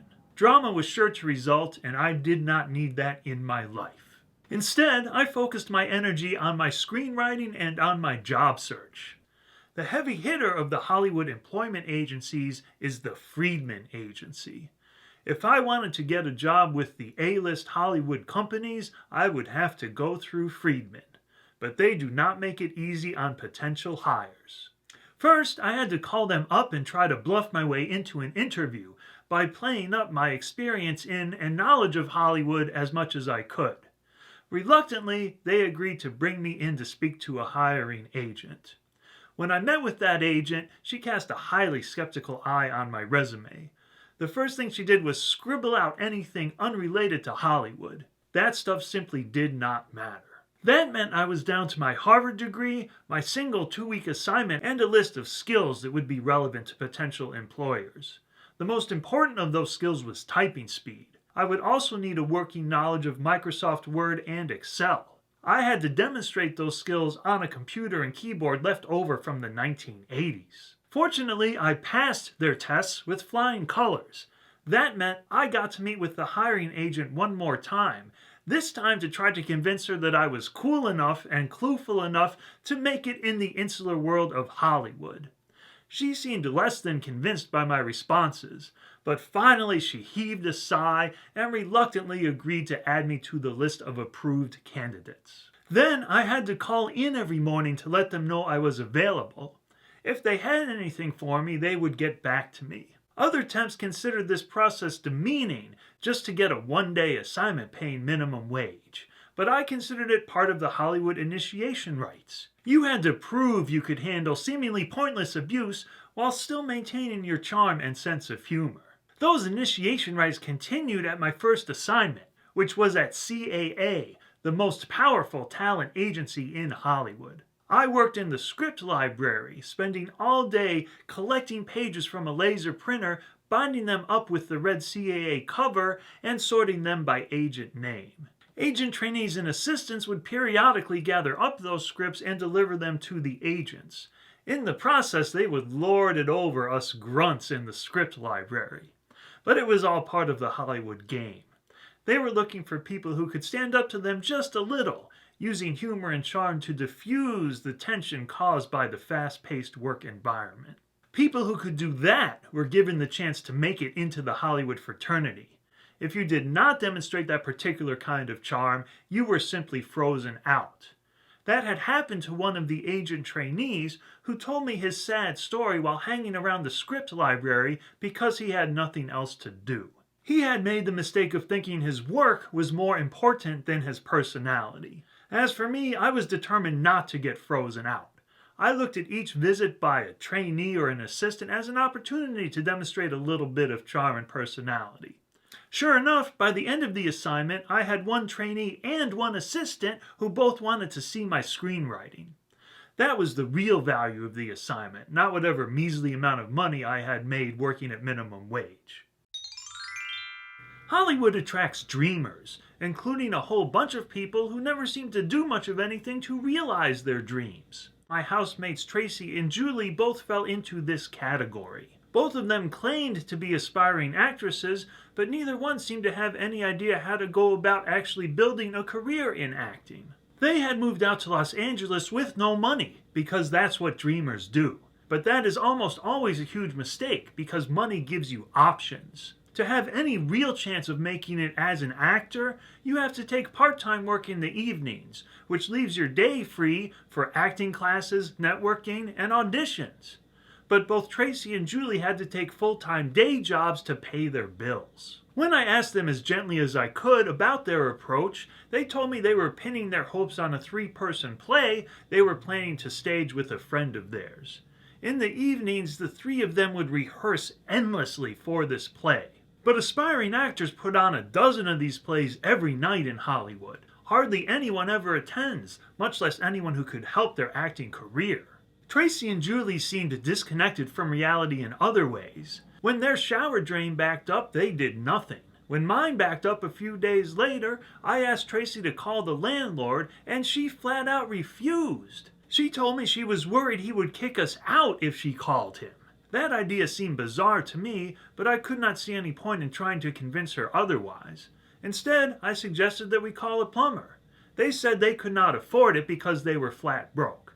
So I called the plumber myself, paid for the plumber, and then once he had fixed the problem, I suggested to the 3 girls that they not throw their dental floss in the toilet, which is what had backed up the drain. When Thanksgiving rolled around, they thought it would be a nice idea to invite a bunch of friends over, because many East Coast transplants are stuck in Hollywood with nowhere else to go. I thought that was a fine idea, but it turned out they had not thought to actually provide any food. Once again, I stepped in. I called a local supermarket, arranged for a full Thanksgiving dinner, and once again I paid the cost. As for Kate, she seemed more grounded than the other 2, but she had just moved in recently like myself. Also, she was Julie's younger sister and tended to defer to her. But I did like spending time with Kate. One night, when it was just the 2 of us at the house, we had a very nice evening watching the DVD of Crazy/Beautiful. I could not help but think that the title of that movie perfectly described my living situation. During the movie, Kate invited me to drop by the next day when she was working a shift in her female-friendly sex toy shop. That sounded great to me, but it turned out it was among the least sexy places I have ever visited. Most of the wall space was taken up by a vast array of dildos, each carefully placed on its own individual wood shelf and lit by an array of soft lights. It was like a dildo museum. I left the place with my libido squashed. Not long afterwards, they asked me to move out. A friend of theirs who had previously been living in my room wanted to move back in. I could not really object to that idea since I was using his furniture. Not that I wanted to object anyway. I fired up Craigslist to see if I could find shared housing closer to the beach. One listing caught my eye right away. It was only 1 block away from Venice Beach, and the rent was not much more than I was currently paying in Silver Lake. I made a call to set up an appointment. When I got there, it was better than I could ever have hoped. It was a luxury 3-bedroom, 3-bath condo on the top floor of a 3-story townhouse. The living room was a full 2 stories tall and included a loft with ample space for a 4th housemate. It also included exclusive roof access, where there was plenty of room for a barbecue, a hammock, and various other pieces of furniture. It all seemed too good to be true. Aaron, my main contact, told me he had thought the same thing. When he and his friends had been looking for a place to rent and seen the listing, they were hoping to talk the landlord down in price. But as soon as they walked into the condo, they looked at each other and said, "Forget it, he'll never meet our price." But the landlord had ended up meeting their price after all for whatever reason, and now they had a sweetheart deal. Even better, both Aaron and Grant, the other housemate I met that night, were established Hollywood assistants. The only warning sign was that they were not getting along too well with Sasha, the young lady who was renting the loft. I chatted with Aaron and Grant for a long time, and they ended up offering me the room on the spot. I had not met Sasha yet, but I decided I was willing to take my chances and accepted their offer. Once I got myself moved in, it did not take long for the drama to start. Sasha had a boyfriend named Ryan, who used to be friends with Grant before Sasha came between them. Sasha also had a little gay buddy named Randy, who would spend hours on end hanging out with Sasha. Aaron and Grant hated Randy. They would express their dislike of him in terms that were often blatantly homophobic. Now, I'm not down with that kind of hate, so I resolved to make up my own mind about Randy. And it turned out I really liked the guy. One evening, Sasha, Randy, Sasha's friend Heather, and myself all cooked up some dinner, opened a couple bottles of wine, and had a great time just hanging out. Then Aaron showed up. He stormed right past us without a word, headed straight into his bedroom, and slammed the door shut behind him. Clearly he was not happy that I was having fun with Sasha and Randy, but that did not particularly bother me. My real concern was Ryan. The guy was big, strong, insecure, and prone to violence, from what Grant told me. That was not the combination of traits that I would have picked for the boyfriend of my hot young housemate. It did not take long for Ryan's ugly side to reveal itself. Soon after I moved in, I was chatting with Sasha in the living room. We were just getting to know each other while Ryan kept himself occupied upstairs in the loft. Unfortunately, the chat went on a little too long for Ryan's tastes. He called to Sasha to come join him up in the loft, in some weird voice that was both needy and threatening. I just pointed my finger upwards, indicating to Sasha that she should head right upstairs. I generally do not worry too much about the boyfriends of whatever women I happen to be talking to, but Ryan definitely concerned me. That said, when opportunity knocked, I decided I had to answer the door. One night, Sasha and Randy invited me out for sushi. I inquired about Ryan's whereabouts, and Sasha told me they had gotten in a fight and had broken up. I wasn't too sure about that, but a sushi dinner sounded great to me, so I agreed to join them. We had a very nice dinner, and as we were finishing up, Randy told me he had a friend nearby who had a hot tub just steps away from Venice Beach. I told Randy he should give his friend a call. Randy warned me that his friend was gay, but I told him that did not matter to me as long as he kept his hands to himself. His friend did not answer the phone, but the three of us dropped by anyway and managed to talk ourselves inside. As responsible guests, we had an obligation to help our host finish a few bottles of $2 Chuck, the cheap but decent wine that Trader Joe's made famous. Sasha also gave Heather a call and told her to drop by. Heather said she would be right over, and we took that as our cue to head outside to the hot tub. I went in naked, because that's how I roll. Sasha stripped down to a t-shirt and thong panties. The other two guys stuck with bathing suits. Heather soon showed up and jumped straight into the hot tub, having brought a change of clothes with her. The four of us were having a great time laughing and talking, but we were drawing some attention from the apartment building next door. But I am not the shy type, and I was starting to get a little overheated. So I raised myself out of the tub and sat on the edge. That drew an immediate response from Heather, who slid over so she could get the best view possible of my package. We all got a good laugh out of that. Heather laughed also, but did not move back. In the meantime, Sasha had gotten out of the hot tub completely and now was wandering around the yard, showing off her spectacular backside. That's when one of the neighbors in the apartment building called out 5-0. That meant the police were coming. I ducked back under the water, Sasha ducked inside the house, and we toned down the level of our conversation considerably. The cops rolled by, but decided not to investigate further. But we took that as our cue to end the hot tub party. We all got dressed, and Sasha and I headed back to the beach condo. I got the distinct impression that she would have been receptive to any advances I had made, but I decided that idea was not a good one. The next morning, I was not surprised to find Ryan inside the condo. Apparently, he and Sasha had already made up. I looked at Sasha and said, "Hey, did you tell Ryan about our adventures last night?" She looked back at me and with a completely straight face said, "What adventures?" I took that as my cue not to say anything to Ryan. After Yvonne and I moved out of the house we shared in Colorado Springs, she had ended up back home in Albuquerque, New Mexico. We still chatted from time to time, and one day she called me with an interesting proposition. A friend of hers named Phil wanted to start a business setting up Wi-Fi hotspots. He needed somebody with both a business and technology background to help him with the business plan. Yvonne knew about my Silicon Valley background and thought I would be an excellent fit for Phil's situation. It turned out the trip was scheduled for Valentine's Day, the easiest day of the year to hook up with a hottie. After checking into my hotel in Albuquerque, I had some time to kill before my introductory meeting with Phil and Yvonne. I headed down to the hotel banquet hall, where they were in the process of setting up a Valentine's Day dance. The bar was already open, and I spotted a seat next to a beautiful blonde in a little red dress. I eased myself into the seat, ordered a drink, and started up a conversation. Her name was Susan, and she had arrived early at the dance and was waiting for her date to show up. It turned out she was a former soap opera actress, which gave us plenty to talk about. We had a great time chatting, and I was a little sad when I got a text from Yvonne that she was waiting outside. But it turned out Susan's date had just shown up as well, so we exchanged phone numbers and agreed to stay in touch. In the meantime, I went out to dinner with Yvonne and Phil. The business discussions went well, and we agreed to all meet again the next day before my flight out. At that point, I had the rest of the evening free. Yvonne and I met up with Joe and Yvonne's friend Tracy, who had just gotten divorced and was in the mood to have some fun.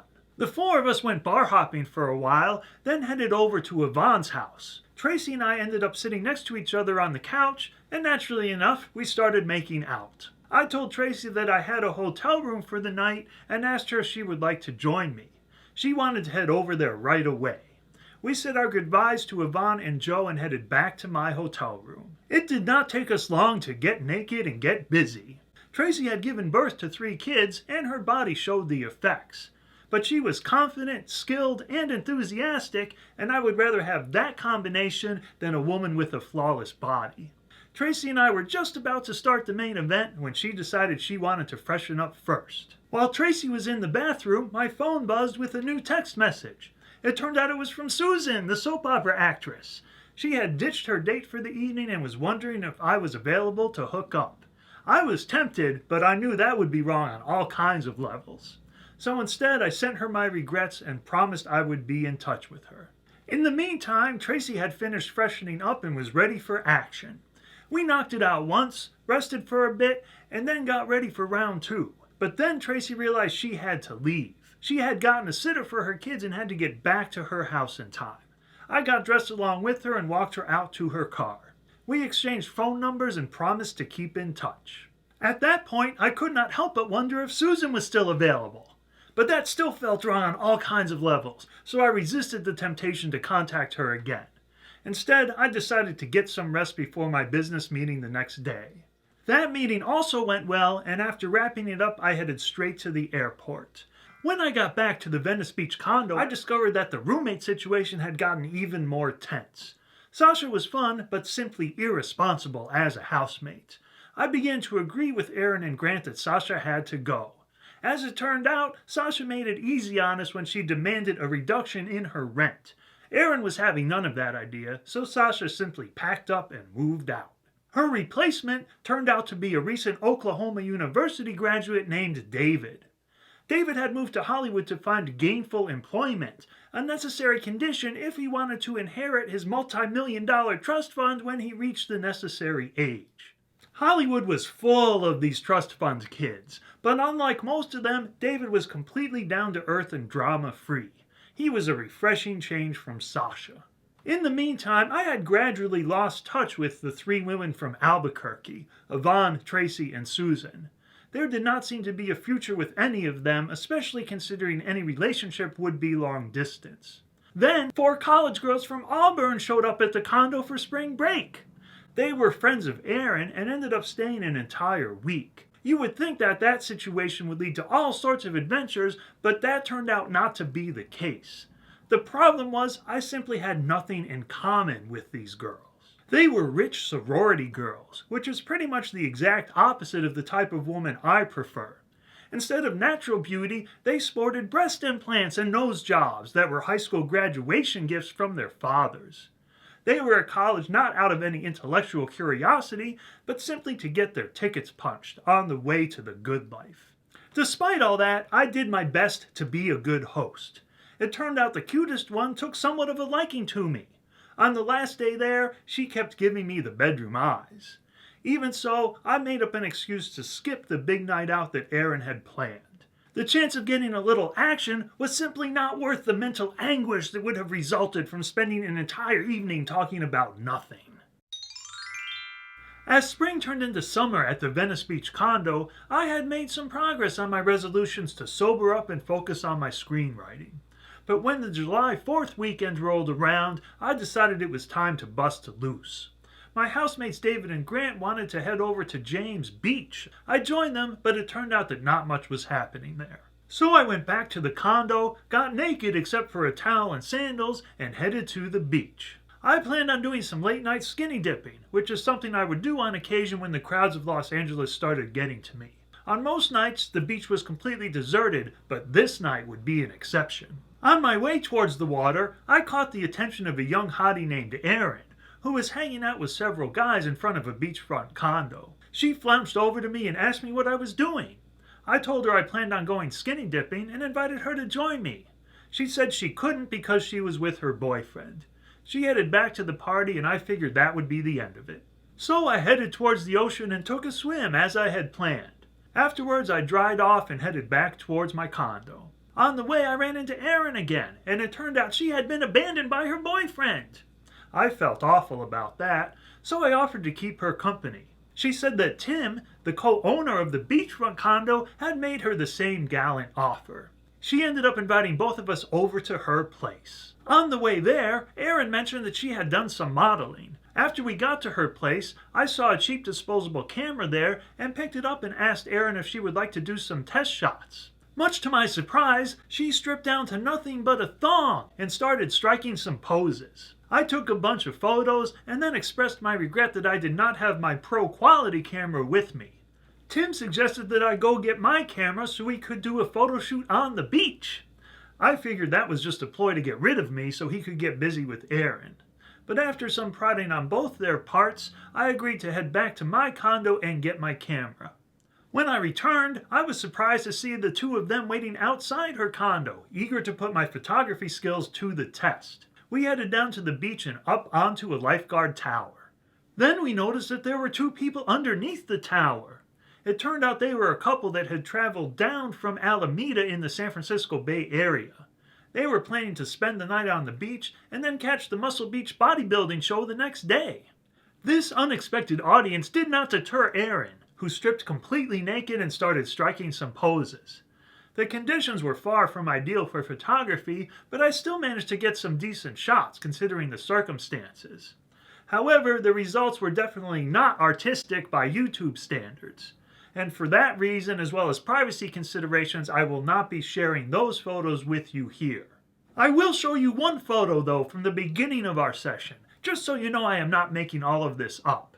I will not show Erin's face for privacy reasons, but I cannot resist the temptation to show Tim's face. As you can see, he is very surprised at how wacky this evening has become. But it was all in good fun, at least until we wrapped up the photo shoot. Then things started getting a little bit weird. The 3 of us ended up sitting on the lifeguard tower, with Erin between Tim and myself. Aaron was still completely naked, and I was as well because I had lost my towel somewhere amidst all the chaos. Aaron was groping me, and Tim was groping Aaron. The couple from Alameda had decided to relocate by this point, so we were completely isolated. Given that plenty of alcohol had been consumed, there were now some real issues around temptation and consent. As it turned out, Erin realized those issues right around the same time I did. She ended the groping session in no uncertain terms and insisted that we head back to her condo. Once we got there, things became more than a little hazy. There was more alcohol and more nudity, but we were all too tired and drunk to further explore the idea of having an actual threesome. We all ended up passed out on her bed, along with her dog and cat, as I discovered when the early morning light woke me up at 6 a.m. After taking a couple of minutes to figure out where I was and how I had gotten there, I decided it was a good time to make a quick exit. I put on my towel and sandals, grabbed my camera, and managed to slip outside without waking up any of the humans or animals who were still in the bed. The next day, after fully recovering, I sent Erin an email asking if she wanted to get together again on either a personal or professional level. But as I expected, she had gotten back together with her boyfriend and just wanted to forget our wacky night together. I agreed not to show anyone her explicit photos, and I have kept that promise to this day. I hope that Erin does not completely regret our one night together, and I am thankful that Tim was a gentleman when it really counted. Although I like to have adventures, I want to be careful not to cross any lines, especially when it comes to physical intimacy. My 37th birthday was approaching. I decided to head up to Santa Barbara, rent a cheap motel room, work on my screenplays, and spend some time relaxing on the nude beach. The weather was perfect, the water temperature was ideal, and the naked people were generally attractive looking and friendly. The combination of all those factors made me more social than usual. At a nude beach, I generally keep to myself, but this time around I chatted with nearly everyone there. Many of the folks were regulars who had banded together to thwart the efforts of nearby housing developers to shut down nudity at the beach. The regulars also did their best to keep the creeps away. I even got a date when I was there. Her name was Marguerite, and she was a firecracker, both personality-wise and physique-wise. I met her when she came flouncing out of the surf, and then stared down some gawkers who were up on the bluffs. Naturally, I struck up a conversation with her, and it turned out we lived very close to each other in Venice. We agreed to set up a date for lunch. In the meantime, I headed back to my hotel room just as the sun was setting. I ended up getting a whole bunch of writing done, which meant I could spend Sunday at the beach without a care in the world. And it was truly a glorious day. The weather was still perfect, and the crowd was even more attractive and friendlier than the day before. On my way down to the beach, I struck up a conversation with a college couple who were visiting from San Luis Obispo. His name was Dusty, hers was Renee. They were concerned about gawkers, and based on the knowledge I had acquired the day before, I pointed them towards the regulars on the beach who would help keep the creeps away. Of course, I did not want to be a creep myself, but on this day there was a whole bunch of temptation. After getting my own spot set up and walking the beach for a while, I saw Dusty and Renee and stopped by to check on them. I ended up sitting in one of their low-slung beach chairs, with Renee facing me up on her elbow so we could talk. Her position nicely displayed her impressive physical assets. It was difficult to resist the temptation to stare. In fact, I may have given into temptation a couple of times. But they did not call me out on it, and we parted as friends. I continued walking down the beach, and what do I see next but 5 teenage girls? 3 of them were fully naked, and 2 were topless. They had chosen a spot right at the foot of the stairs, which made them easy prey for gawkers. But that's not how I roll. Even though I had been talking to everyone, I knew it would be pushing the envelope to just plunk myself down and start talking to them. I walked past in one direction, and then since the beach ended shortly afterwards, I turned around and walked past in the other direction. The first 2 girls did not react at all, but the third one turned to her friends and said, "OMG." Girls 4 and 5 ended up rearranging themselves to get the best look possible at my body as I walked away. I kept moving and made it about 30 yards down the beach before pivoting around to discover that the same 2 girls were still staring at me. I gave them a nice smile, and one girl looked away, but the other one returned my smile. But I still did not take that smile as an invitation to join them. I mentioned the girls to the unofficial mayor of the beach, who said he had already chased away some gawkers. I thought that was pretty cool. Before too long, it was time for me to leave, since I still had a long drive back to Los Angeles. I headed towards the stairs and the 5 teenage girls. I had not gotten dressed yet, and it turned out the same 2 girls as before were staring at me the entire time I was approaching. I still felt uncomfortable talking to them, but now I was in no particular rush to leave. I figured I had time for one last swim. If they wanted a show, I had no objection to giving it to them. Eventually, I toweled off and got dressed, and the 5 of them decided to pack up as well. Once we were all fully clothed, then I felt comfortable striking up a conversation. In fact, I ended up walking them all the way back to their car. They had just graduated from high school, and it had been their first visit to a nude beach. I gave them some advice on nude recreation and also answered their questions about what it was like to live in Los Angeles. When we got to their car, I simply said goodbye. I had done my best to avoid being creepy, and I did not want to blow it all at the end by trying to stay in touch with them. Instead, I simply continued on my way, reflecting on what had turned out to be an extremely fun, relaxing, and memorable birthday weekend. After my birthday weekend adventures in Santa Barbara, I got together for lunch with Marguerite, just as we had planned. It turned out we had a whole bunch in common, in addition to our fondness for nude beaches. Like me, she had made her own way through life, and we shared much of the same philosophy. After a long, enjoyable lunch, we shared a hug and a friendly kiss, and agreed to get together again soon. Then we ran into the usual barriers to relationships in Los Angeles. She got busy, I got busy, and we ended up losing touch. When relationships were 4th or 5th on everyone's priority list, it was tough to build a meaningful one. But as some consolation, there were always one-night stands. On one particular night, I found myself at a Beverly Hills night spot called Nick's. I was there for a Harvardwood event, but had arrived a little bit early. So I struck up a conversation with the woman next to me at the bar. Her name was Sandra, and she was looking for some action.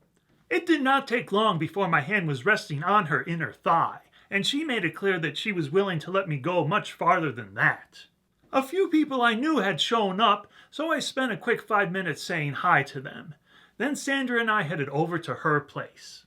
It was $1 million home with a gated driveway, located in one of the best neighborhoods of the valley. Sandra pulled into the driveway, I pulled in behind her, and she locked the gate behind us. That's when she mentioned that she had a husband. I was not too happy to learn that particular piece of information, and I asked her whether he might show up. She said that he worked nights and there was 0 chance he would show up. I thought that was an odd way to phrase it. Could there really be 0 chance? In any case, I was already locked inside the driveway, so I proceeded to follow Sandra inside her house. She popped open a bottle of champagne, and we drank and chatted for a while. Then we proceeded to get down to business. She had some requests that most people would characterize as kinky. I was happy to fulfill some of those requests, but eventually I just wanted to have some nice normal sex. She was agreeable to that idea, but wanted to take a shower first. While she was in the shower, I took a look around the house. And the more I looked around, the more creeped out I got. Clearly a male had been living there at some point, but it did not seem like there was one living there now. All of the stereotypical male items had not been touched in a very long time. Before I could investigate further, Sandra finished her shower and told me she was ready for me. But by that point, my desire had wilted substantially. We did not even come close to completing the sex act. After I apologized for any disappointment she might be feeling, I asked her as calmly as I could if she would unlock the gate so I could be on my way. She agreed without any argument, and I breathed an internal sigh of relief. Wanting to be a gentleman, I reminded Sandra that I had given her some hickeys during our earlier festivities, and she might want to be careful to hide those from her husband. She said there was 0 chance that he would see them. Once again, I thought that was a very strange way to phrase it. I made it out of there without further incident, to my great relief. In fact, Sandra and I exchanged some emails afterwards, and I considered getting back together with her again. But then I watched the movie 21 Grams, in which one of the characters pretends she has a husband. That was too much for me. I emailed my regrets to Sandra, and since then, I have not heard from her again. As summer turned into fall, I finally got the chance to land a full-time desk at New Regency Productions. I had been temping there 3 or 4 days per week, but during that time, no assistants had left the company. Finally, the assistant to the executive VP of Legal and Business Affairs decided to move on. I felt like I had the inside track for her position. There was only one problem. The head of human resources at New Regency did not even tell me about the open position. Her name was Jenny, and somehow she had gotten the idea that I was only interested in a creative desk. But that was not true at all. Although being the assistant to a creative executive would be the most prestigious position, it would also be the most demanding. Instead, I wanted to focus on my screenwriting. The only way I found out about the position was by checking a website that specialized in entertainment industry jobs. Then, when I approached New Regency, I had difficulty convincing everyone involved that I really wanted the position. The toughest sell was the executive VP who would be my boss, whose name was Bill. But after I explained my situation to him as clearly and convincingly as I could, he reluctantly agreed to give me a shot at the job. That was the good news. The bad news was that I would have to compete against another candidate. Bill had set things up so I would temp for him for 2 days, and then the other candidate would temp for him for 2 days, and then he would pick a winner. I was not too thrilled with this idea because I had already temped for Bill several times and felt like I had proven myself. But Jenny and HR liked the idea, so I had no choice but to go along. But it turned out that my former experience working for Bill gave me a nice advantage. I was already familiar with his quirks, and also familiar with many of the Hollywood players who were his most frequent contacts. As long as I did not screw anything up, I felt like I still had the inside track on the job. It did not hurt that everyone else at New Regency was on my side, with the possible exception of Jenny and HR. During my 2-day assignment, everything went smoothly. Bill never even once glanced in my direction, but I had expected that behavior and did not take it personally. Instead, I focused on completing my tasks cheerfully and professionally. After my 2-day assignment, all I could do was await my fate. But it turned out I did not have to wait long. The other temp did not even get asked back for her second day. Instead, New Regency called me and offered me the job. But Bill's vote of confidence did not stop Jenny from harshing my mellow. After I officially got hired, I made a P-Touch label with my name on it and stuck it on the spot where my official name tag would eventually go. Jenny took down the label and sent me a nasty email warning me to tone down my enthusiasm for my job and that I should not make any further efforts to undermine the system. I sent her an email back apologizing and promising to toe the line when it came to mission-critical issues like nameplates. Jenny's husband Brian also worked at New Regency, and when he got wind of the email, he stopped by my desk to apologize on her behalf. He said she did not intend to be mean when she sent those sort of emails, but that she simply did not realize how harsh she was being. I appreciated his gesture, but I was not so sure I was ready to forgive Jenny. Maybe she did not intend to be mean, but the whole point of being nice is that it takes work. Especially because she was the head of HR, I felt like she should make some effort to welcome new employees. Instead, she had me looking over my shoulder, worried that I would violate some obscure corporate policy that only she cared about. But as it turned out, that little drama was the only speed bump on an otherwise smooth road. Everyone else in New Regency was very welcoming and very friendly. I eventually moved on from New Regency, but I have nothing but good memories from my time there, if you don't count that mean girl in HR. Now that I had landed a full-time job, I came face to face with the biggest problem with working in Hollywood. It pays its workers substantially less than other local industries. With thousands of people knocking on the door to get in, Hollywood has no reason to compete based on pay. Given the high cost of living in Los Angeles, I was going to face some tough choices in the near future. That's when I found an unexpected source of income: online poker. My housemate Aaron had gotten caught up in the poker boom, and one day he showed me how it all worked. Even though I had never even played Texas Hold'em, the game that was taking the world by storm, I felt like I should be able to compete. After all, I have a degree in applied mathematics, which is basically what poker is. So I taught myself what I could about the game, and then decided to deposit $20 at an online poker site. It did not take me long to lose the $20, most of it in one big hand. Seeing that money disappear made me feel absolutely sick to my stomach, but I decided to continue playing anyway. I felt like I had an edge and that eventually I should be able to beat the games. Soon enough, I was winning and losing sums far greater than $20. But along the way, I discovered I was not an action junkie. I would risk money if I thought I had an edge, but I did not enjoy gambling simply for the sake of gambling.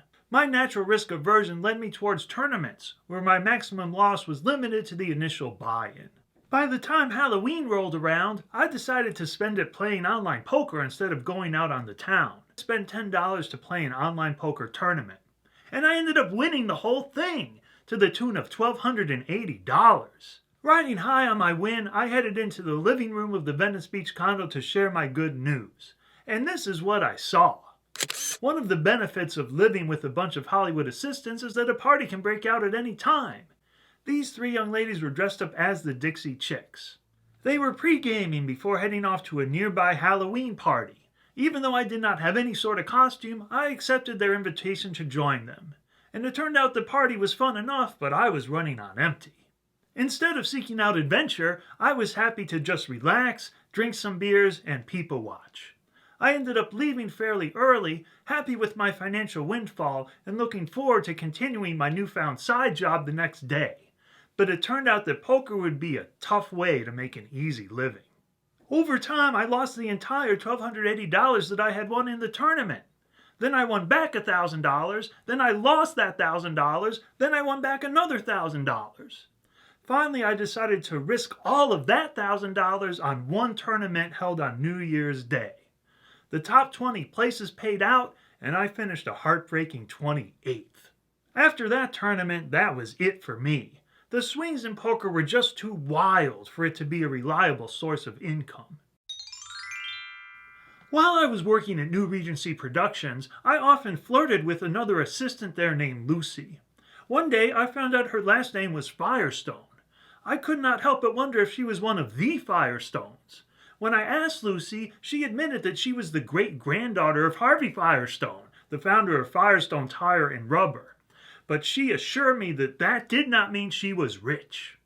The way she explained it, all of Harvey Firestone's money had been split up among so many descendants that there was not much left for her. At the time, I took her word for it, but then I found out that Andrew Firestone, who starred on the third season of The Bachelor, had inherited $50 million. I do not know if Lucy had inherited that much, but clearly she was not hurting for money. But none of that mattered to me anyway. I wanted to spend quality time with Lucy because she was smart, fun, and attractive. So one day, after she dropped by my desk in a very friendly mood, I sent her an email asking her if she'd like to get together sometime. She responded back with 2 words, "I'm busy." I had no idea what that meant. Was she busy for now? Until further notice? Was she not really busy, but just playing hard to get? I was not sure, but I suspected the last option was the closest to the truth. Lucy struck me as the kind of well-bred young lady who would play by the rules, the notorious handbook for landing yourself a husband. I do not like to play by the rules, especially when it comes to dating. If you want to spend time with me, let me know and we'll figure something out. If not, let me know that as well and I'll stop asking you. But don't just say I'm busy and expect me to chase you down. Of course, I may have been reading too much into Lucy's 2-word response, but I had already been through a relationship with a neurotic rich woman. If I wanted to deal with those sorts of hassles, I would be living in a castle with Karen in Scotland. Instead, I wrote Lucy off, even though she continued flirting with me afterwards. When the New Regency holiday party rolled around, I thought I was seeing double. Lucy was there with what looked like her twin sister. I went over to chat with them and found out that despite appearances, they were not actually twins. Her sister's name was Mary, and she was a working actress. Mary and I hit it off right away. She was more down to earth than Lucy, who was not happy that I was paying so much attention to Mary. But then Lucy got pulled away by somebody, which gave Mary and I the chance to talk one-on-one. Now Mary really seemed to be enjoying herself, smiling and laughing as we chatted, but that ended abruptly. Lucy rushed over, grabbed Mary by the arm, said, "Oh my God, I have to tell you something right now," and dragged her away. And that was the end of that. Lucy did not leave Mary's side for the rest of the evening. As for me, I just left them both alone. Pursuing Mary was not worth the potential drama. As for Lucy, her behavior had made it clear that she was not the type of laid-back woman that I preferred to spend my time with. Things were getting a little bit weird at the Venice Beach condo. First, Aaron's company held its holiday party, which Grant and David also ended up attending. Grant, in the midst of his usual goofball antics, broke a huge planter at the venue, right in front of some cops. Grant successfully fled the scene, but David ended up getting arrested and taking the rap for Grant. Aaron and Grant came rushing back to the beach condo, wondering what they should do about David. Since none of us had bail money, I told them there was nothing we could do. David would just have to spend the night in jail and then deal with the consequences afterwards. In the meantime, I started seriously thinking about moving somewhere else. Those sorts of frat boy antics just highlighted the generation gap between myself and the other three. A couple of weeks later, I felt the generation gap even more strongly. It was New Year's Eve and my other three housemates were all out on the town. But it turned out we had house guests. Aaron's younger brother, who was only 18, was there with his baby and his baby mama, who was also only 18. I do not remember their names, so I will call them Teen Mom and Teen Dad. Quite naturally, because they had the baby, they decided not to go anywhere for New Year's Eve. After I got back from a late dinner, I felt like I should be a good host and keep them company for a while. It turned out they took an instant liking to me. In particular, Teen Mom was in a frisky mood. She had been admiring the photo prints up on the wall, and when I admitted they were mine, she asked to see more of my photography. I led her into my bedroom so I could pull up more photos on my computer, and instead of just looking over my shoulder, she laid right down on my bed and made herself comfortable. After I showed her some of the photos of Carly from Colorado Springs, she said, "You think her ass is cute? You should see mine." And I'm thinking to myself, isn't that your guy right out there? But it turns out they were not officially a couple, even though they were still sleeping together.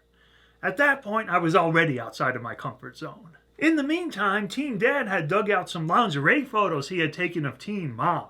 I was suitably impressed and asked whether they had taken any nude shots. They admitted that they had, but had not brought any prints along because they were worried about what Aaron would think. Then, Teen Dad asked me if I had any meds.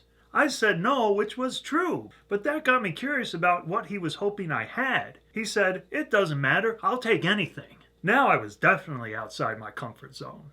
But my discomfort did not stop me from continuing to be a good host. We kept chatting and laughing as the night wore on. Eventually, Teen Mom breastfed her baby and was in no hurry to cover up afterwards. Then she went to put the baby to sleep, came back to the couch, and settled in right next to me. Now the moment of truth had arrived. I had to decide whether to make some sort of move towards Teen Mom. If I did, and she was receptive, I could expect Teen Dad to join in. I think threesomes work better in fantasy than in reality. Also, I was concerned about our age difference. And I also had to worry about Aaron coming home and catching us in the act. But the real kicker was the baby.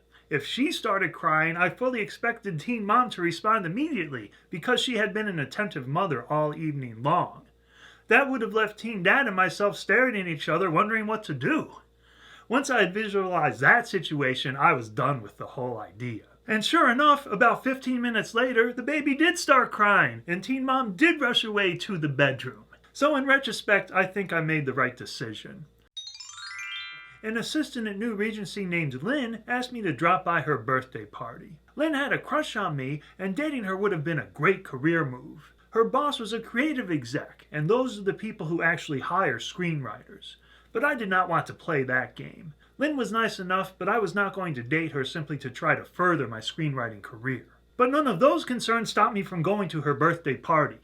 I was in a boisterous mood, cracking jokes and dancing with all the ladies. I may have had a bit too much to drink because my memory of the evening was a little bit fuzzy the next day. But as far as I could remember, everybody had a good time and nothing unpleasant happened. That afternoon, a woman called me, inviting me to dinner that night. That call was surprising enough, given that it violated a whole bunch of the rules of dating. But I do not play by those rules anyway, so that did not bother me. What did bother me is I did not remember this woman at all. She said I had given her my business card at Lynn's birthday party the night before and asked her to call me if she wanted to get together. At first I thought this call must be a prank or a scam, so I asked her for more details. She told me that I had attempted to pronounce her name, but mangled it completely. She said her name was common in Holland, which is where she was from. Now I understood why she was violating the rules. In Europe, women are much more laid back about the whole courtship ritual. Anyway, because I could not pronounce her name, she had told me to call her Liffy. She then let me know that I had proceeded to say that if you bone a girl named Liffy, you never forget it. Now I was convinced. That was the sort of rude but potentially humorous thing I tend to say when I have had too much to drink. Now, even though I did not remember any of this, I was convinced her call was legit. I decided to seize the day and agreed to meet her for dinner that night. It turned out Liffey was beautiful and sexy, and we had a great time chatting at dinner. We then decided to go see a movie and finally ended up at her place for the night. So it turned out I did end up boning a girl named Liffey, and I do remember that part very well. But this relationship had the potential to be more than a one-night stand. When morning arrived, we were in no hurry to go our separate ways. We showered together, then went out for a very nice breakfast. Afterwards, we went back to her place and just talked. She was a lawyer by trade, but also liked to write and paint. In other words, she liked to use her whole brain just like I do. We got together again and had a very pleasant time again, but then the relationship just kind of fizzled out. We were both too busy with other priorities. Neither one of us was so smitten with the other one that we would make the huge effort it takes to build a relationship in Hollywood. But at least I still have the memory of boning a girl named Liffey, and I hope I will never forget it. It was Saturday night on Memorial Day weekend, and I was ready to have some fun.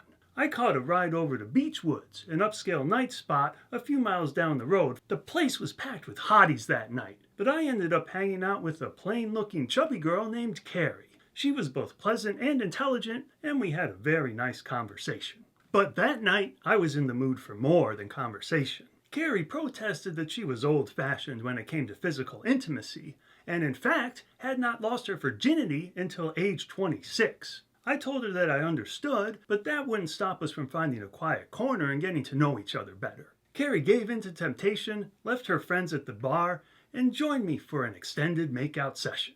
As the night was winding down at Beechwoods, we finally rejoined her friends, who wanted to continue the party at a nearby house. That was fine with Carrie and myself, so we all took the short walk to the after party. Once we were there, Carrie reminded me that she was not going to have sex with me that night. But then she whispered to me all the kinky stuff she would let me do to her, as long as I did those things right in front of everyone.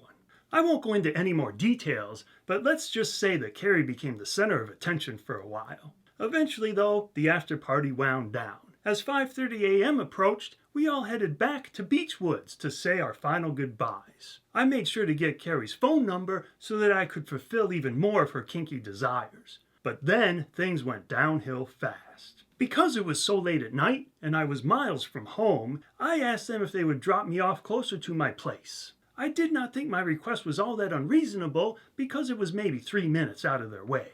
But Carrie's friend reacted like I had asked the unthinkable. With a sneer on her face, she said, "I am not letting some stranger get into my car." And I'm thinking, stranger? I just spent hours making out with your friend, and at least some time chatting with all the rest of you, and now you're calling me a stranger?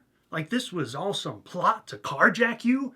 With the weapon that I clearly do not have? Normally in these situations, I do my best to stay calm. But her friend's dismissive attitude really got my blood boiling. Soon enough, we got into a shouting match. Yeah, I was that guy, yelling at the top of my voice in a residential neighborhood at 5:30 a.m. I'm still not sure why Carrie's friend reacted the way she did. Maybe she was jealous that I had made her plain Jane friend the center of attention. Or maybe she was being overprotective and wanted to make sure that Carrie and myself never got together again. If so, her plan worked. I told them all to go F themselves and started the long walk home. I eventually made it there without incident, just as the sun was starting to rise. The first thing I did when I got home was to delete Carrie's phone number, which was a shame because I actually really liked her. Carrie, if you are out there somewhere, I hope you found somebody else to fulfill the rest of your kinky fantasies. Whenever New Regency Productions released a new movie, they would host a sneak preview screening for all of the employees. I made it a point to attend all of these screenings, both because I thought sneak previews were kind of cool, and because I knew everybody at the company and wanted to show my support. But over time, I noticed a serious problem with these screenings. Our movies all sucked. Here I am not talking about the kind of suckage that would still let the movie do well at the box office. As far as I could tell, the movies were simply going to disappear into oblivion, and sure enough, release after release cratered at the box office. This kind of problem is not uncommon in Hollywood. I mentioned it to my housemate Aaron, who said New Regency was not doing anything different from anyone else. The simple truth is, most movies suck, no matter who is releasing them. That said, There were whispers going around that Arnon, the billionaire founder of New Regency, was getting fed up. Arnon was not the type of guy to throw good money after bad. If New Regency did not produce a hit movie soon, he would simply take his billions and move on to other pursuits. It was in this environment that New Regency decided to bet big on a movie starring Brad Pitt and Angelina Jolie. That movie was called Mr. and Mrs. Smith, and it was troubled right from the start. The script was mediocre at best, and the director, Doug Liman, was young and inexperienced. That combination meant that Brad Pitt was often not happy, and if Brad Pitt was not happy, nobody was happy. Further complicating the situation was the budding off-screen romance between Brad Pitt and Angelina Jolie. At the time, Brad and Jennifer Aniston were married but separated. Angelina, who was notorious for hooking up with her co-stars, wasted no time in filling the gap. So now, the Mr. and Mrs. Smith production team had to deal with the tabloid romance. The tensions on the set got so bad that the entire production was at risk of blowing up. If that happened, New Regency was likely doomed. The lucky guy tasked with preventing disaster turned out to be Peter Kramer. I ran into him one night after he had just left the set of Mr. and Mrs. Smith. He looked very unhappy, so I asked him if everything was okay. He said, all they do is yell at each other all day long. But to his everlasting credit, Kramer stayed cool under pressure. He did what he had to do to get the movie finished. The resulting raw footage was a mess, but at least we had something. The editors did their best to form some kind of coherent story out of the footage, while New Regency tried to decide how much to spend marketing the film. New Regency decided to bet the farm. And why not? They had Hollywood's hottest star involved in the biggest tabloid romance in years. Who really cared if the film was any good? People would turn out in droves anyway. At least that's what New Regency hoped. And since the company was already at risk, we were taking very little additional risk by spending big money to market the film. The end result from the employees' perspective was pretty darn cool. New Regency was going to splurge on a big Hollywood premiere, and not only the executives, but everyone at the company was invited. This was going to be a once-in-a-lifetime opportunity to walk the red carpet at a Hollywood premiere. I was not going to miss it for anything. As the premiere of Mr. and Mrs. Smith approached, I got an invitation from my friends Kelly and Bry to go see the Angel City Chorale, a singing group that has been featured on the TV show America's Got Talent. Bry was going to be one of the featured singers at this particular concert. I truly enjoyed the performance and thought Bry did a great job during his time in the spotlight. Afterwards, I mentioned to Kelly and Bry that I had an extra ticket to the Mr. and Mrs. Smith premiere. Kelly was thrilled at the idea, and Bry, to his credit, readily agreed that she should come along with me. On the day of the premiere, I met Kelly, my coworker Chris, and his girlfriend Brandy at the Village Theater in Westwood, the site of the premiere. Originally, we had planned to find a decent restaurant to grab a bite to eat beforehand, but the pandemonium surrounding the premiere made that plan impossible. Instead, we dined at In-N-Out Burger. It was not the most elegant of meals, but it got the job done. We then took a short walk to the designated entrance to the red carpet. The closer we got to the entrance, the greater the pandemonium became. Every time a limo dropped off a Hollywood star, we would hear the screams of the fans and the shouts of the photographers. Finally, we made it through the security checkpoint, and it was our turn to walk the red carpet. The physical red carpet itself was enormous, the length and width of a football field. On our left were screaming and cheering fans, occupying bleachers that had been specially set up for the occasion. On our right were hundreds of photographers, videographers, and interviewers from nearly every country in the world. And there we were in the middle, caught up in the enormous amount of energy focused on the red carpet. The American press got plenty of interviews with the various Hollywood stars, but the foreign press mostly got ignored. Some of them were checking me out of desperation more than anything. For a moment, I was tempted to pretend I was some kind of big shot. Who knows, I may have gotten on TV in Bulgaria. But I decided to play it cool. We ended up just strolling past the foreign press, just like all the Hollywood stars were doing. We did not see Brad Pitt and Angelina Jolie during our walk down the red carpet, but apparently it was quite the scene. Because of the rumors around their romance, Brad and Angie refused to even look in each other's direction. This photo is typical of those taken at the premiere. Instead of mugging for the camera, Brad and Angie are just standing there awkwardly, no doubt wishing they were anywhere else. When we finally finished our walk down the red carpet, we claimed our seats in the balcony of the enormous theater. Once Brad and Angie claimed their seats, the film began to roll. It turned out to be mediocre at best, but that was okay. What mattered was that Brad and Angie were up on the big screen together. Once the film had finished, it was time for the after party. We were making our way slowly through the crowded lobby when Kelly, my date for the evening, told me Cindy Crawford was on our left. I looked over and sure enough, there she was, staring straight at me with a big smile on her face. That was a surreal moment. Cindy Crawford, who I had grown up watching on MTV, was checking me out, but I had nothing in particular to say to her, or at least nothing I was willing to say in a crowded lobby. Plus, I did not think I had much chance of competing with her billionaire husband, who was standing right next to her. So I broke eye contact and did my best to play it cool. Soon enough, the crowd separated us, and Kelly and I made our way outside.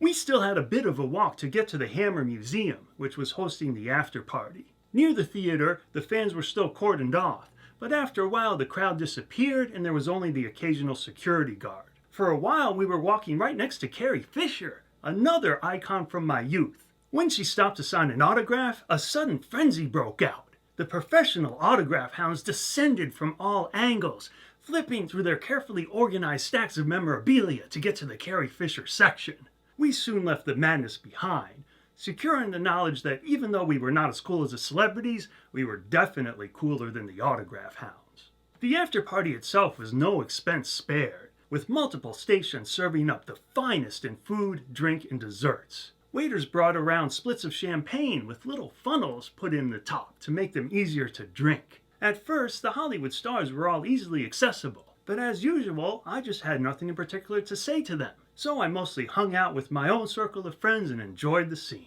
Then Brad and Angie showed up and the place turned into a madhouse. Just like on the red carpet, they kept their distance from each other. Each of them also had discreet but emphatic security guards who kept anyone outside their inner circle from talking to them.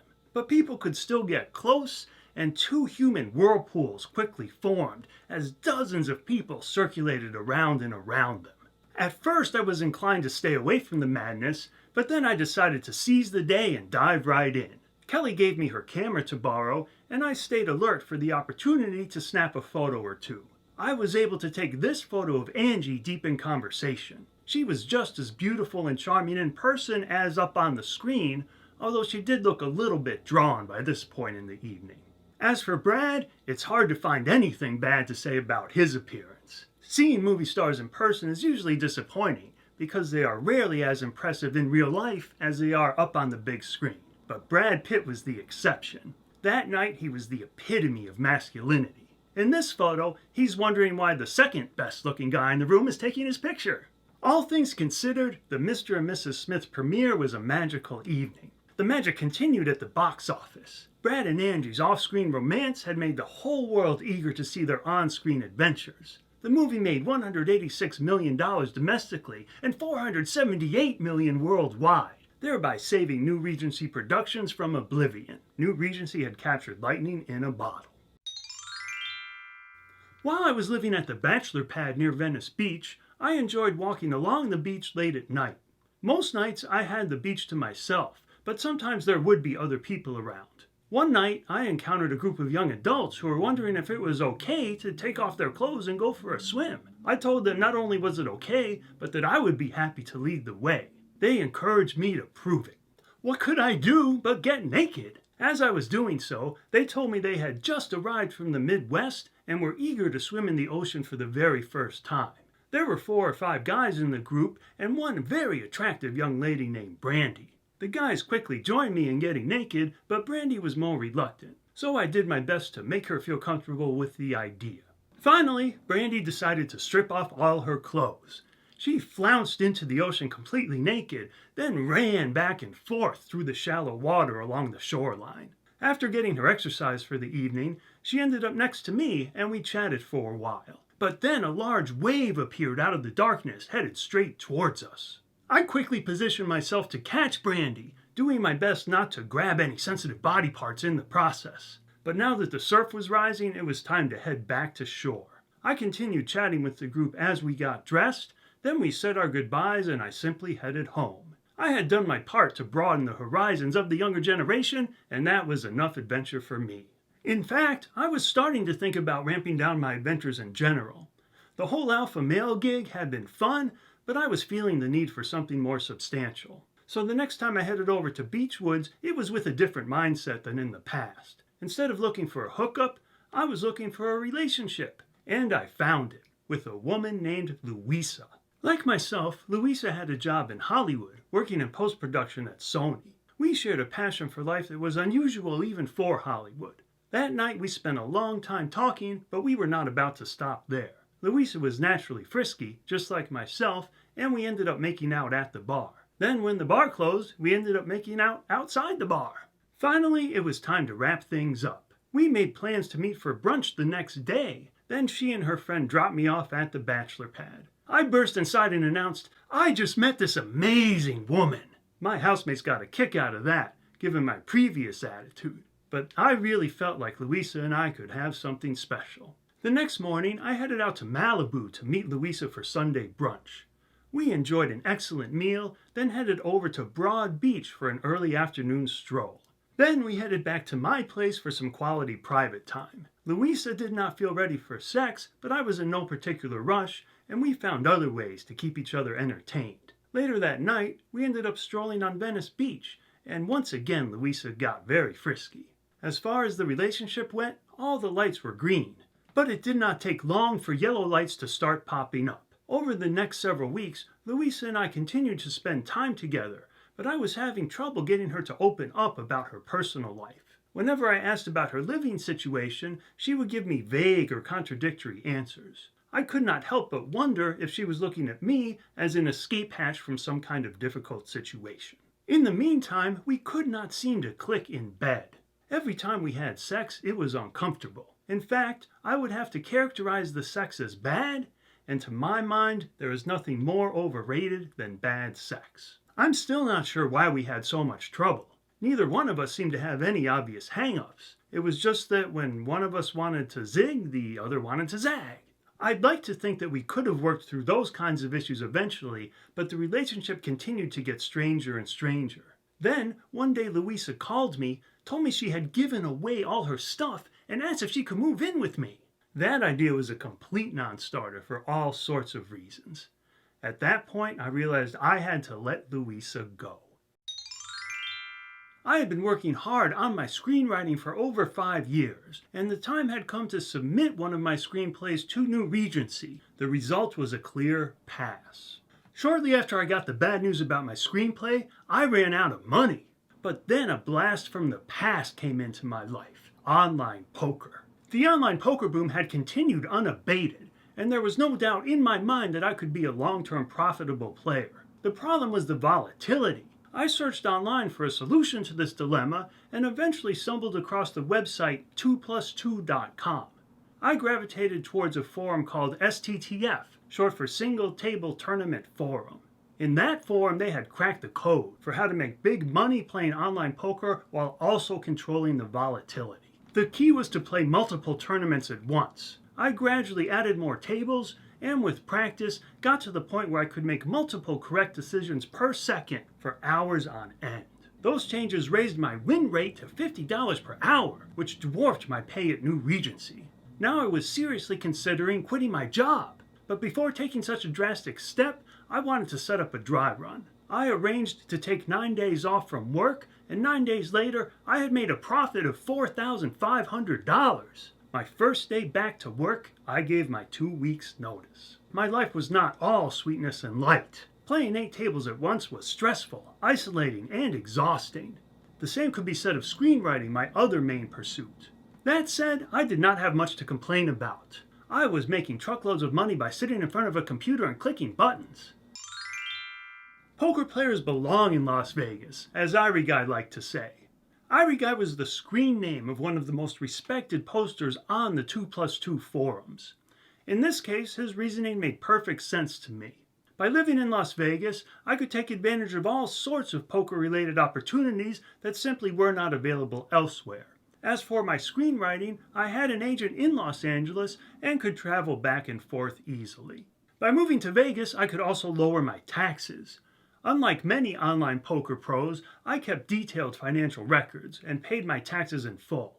Although the chances were low that I would get caught if I cheated on my taxes, I simply did not want any skeletons in my closet. Once I had made my decision, I arranged a trip to Vegas to find a place to live. Once I got there, I visited my top choice from the shared housing section of Craigslist. I quickly made the necessary arrangements to move in. Now it was time to play some live poker. I headed over to Red Rock, a high-end casino in Summerlin, away from the craziness of the Strip. I had arranged to meet Irie Guy there. Irie Guy turned out to be one of the coolest dudes I have ever met. As for my live poker sessions, they ended up going very well. I restrained myself from indulging in any other Las Vegas temptations and simply headed back to Los Angeles to pack up my things. It only took me a week to pack up my stuff and make the move. But during that week, my landlord had apparently run out of money. When I got to the house in Vegas, looking forward to taking a swim, I discovered that the pool had turned into a swamp. Fortunately, I hit it off with one of my housemates, a colleague of Irie Guy named Sean. We made plans to find a new place together and soon gave notice to our Busto landlord.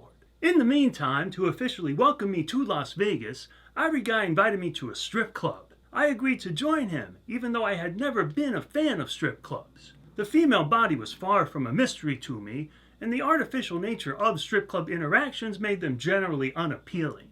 But I had never interacted with the best strippers in the world, and they were about to give me an entirely new perspective on the situation.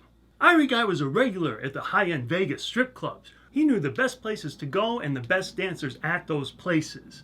I was about to be the beneficiary of that knowledge. We headed off to Scores, where Irie Guy got VIP treatment the moment he set foot in the place. Without him saying a word, they led him to a private table already set up with a bottle of the finest champagne. Irie Guy looked around at the available talent, then named off 6 dancers to the attentive server. I asked him if it really mattered which ones we picked.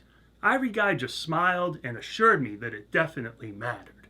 The first dancer, whose name was JoJo, headed over and perched herself on my lap. Instead of the usual bump and grind, JoJo actually interacted with me in a way that had me absolutely convinced within 3 minutes that she was totally in love with me.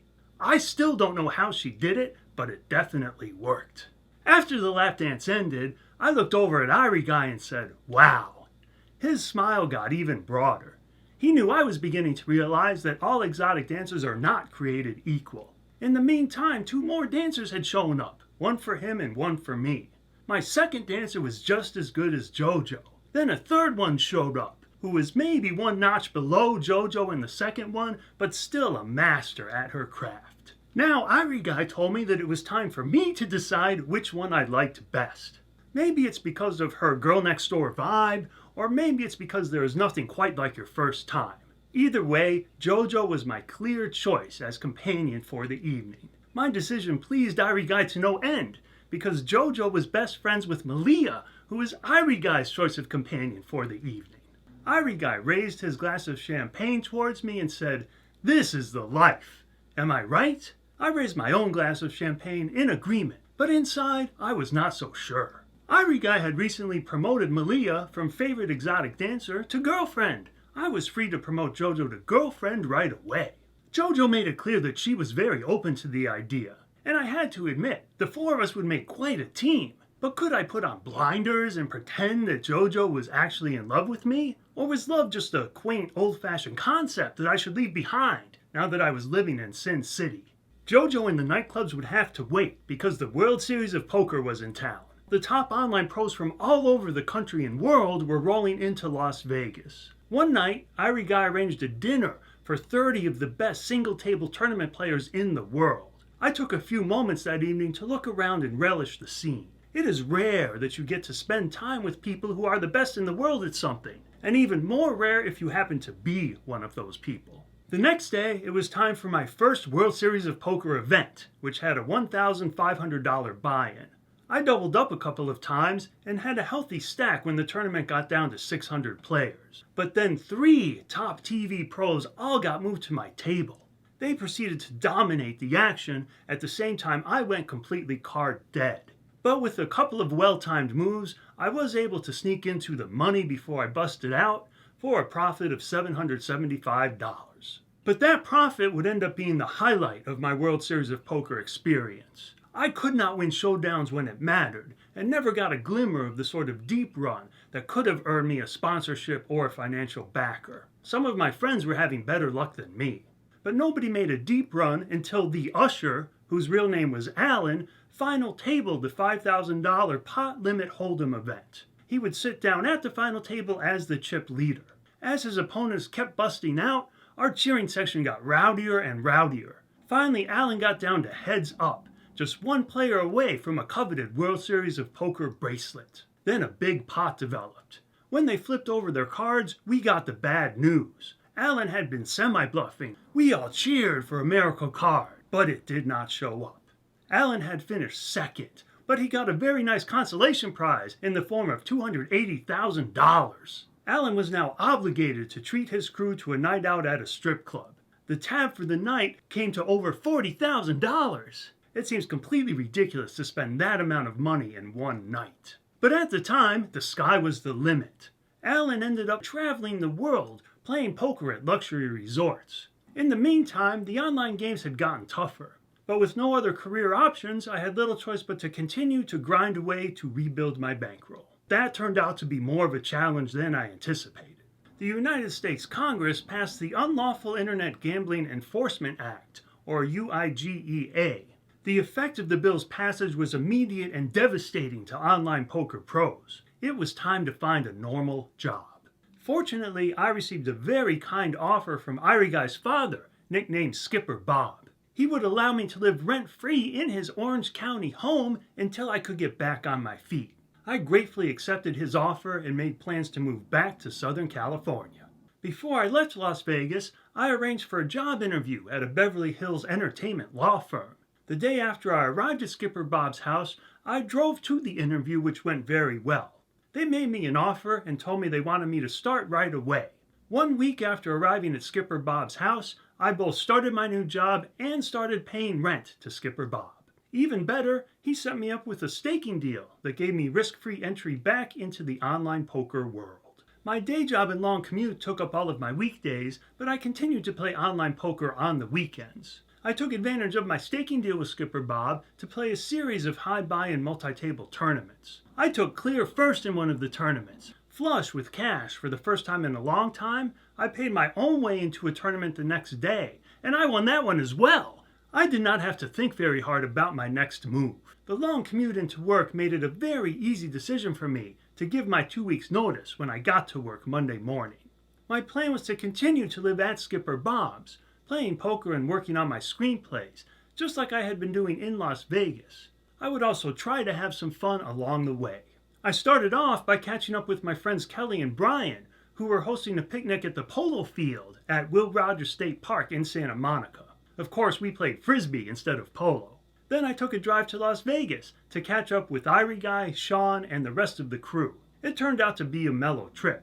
Given that the feds had cracked down on online poker, nobody was in the mood to spend a bunch of money on some crazy adventure. But I was not ready to give up on adventures completely. When I got back to Southern California, I took a drive down to San Onofre Beach to get naked. The park rangers had been cracking down on frisky behavior on the beach because if the politicians got word of any hijinks, they were likely to ban nudity completely. In fact, despite the efforts of the park rangers, just such a ban occurred not too long afterwards. But at the time, those who were opposed to any restrictions on their behavior had another option, Camp Pendleton. This U.S. Marine base shared a coastline with San Onofre Beach. There was a fence prohibiting entry onto Camp Pendleton, but it was a simple matter to step around it. Then you would find yourself with miles of uncrowded, unspoiled beach, with nobody to tell you what you could or could not do. Nobody, that is, except the Marines themselves. They would periodically sweep the beach to clear off any intruders. The afternoon I decided to visit San Onofre, the Marines were just finishing up such a sweep. It was quite the scene watching them herd a bunch of naked people past the fence and back onto the main beach. Among the people returning to the main beach was a very attractive and very frisky young couple. I took the opportunity to chat with them about the crackdown. Meanwhile, the young lady flirted shamelessly with me. As she arranged their belongings on the sand, she positioned her naked body in various provocative poses, often only a few inches from my naked body. But I resisted the temptation to take things further.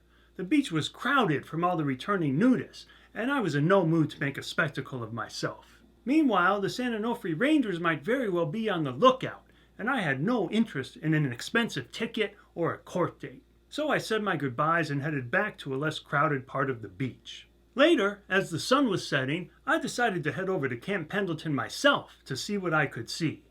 Sure enough, there was a young attractive couple getting busy, doggy style.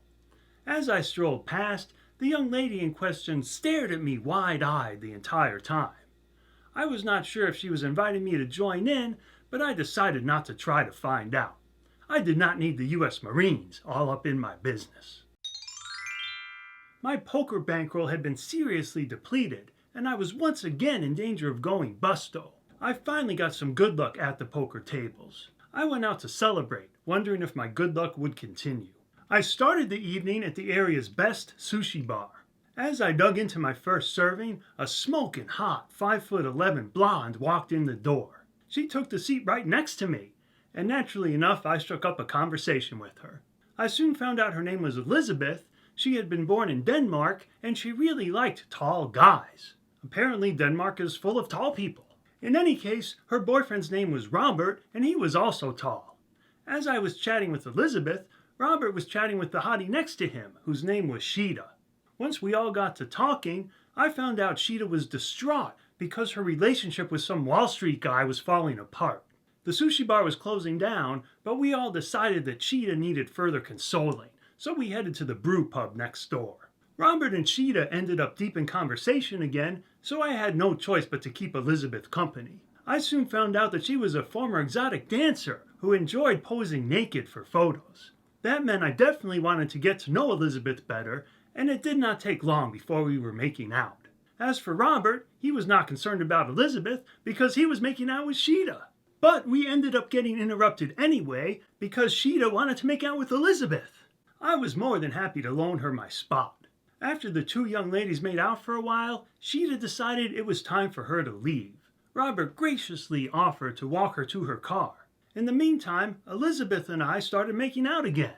But after 15 minutes had passed, with no sign of Robert, Elizabeth decided she had to go find him. So I went outside with Elizabeth, where it turned out Robert and Sheeta were getting very friendly with each other.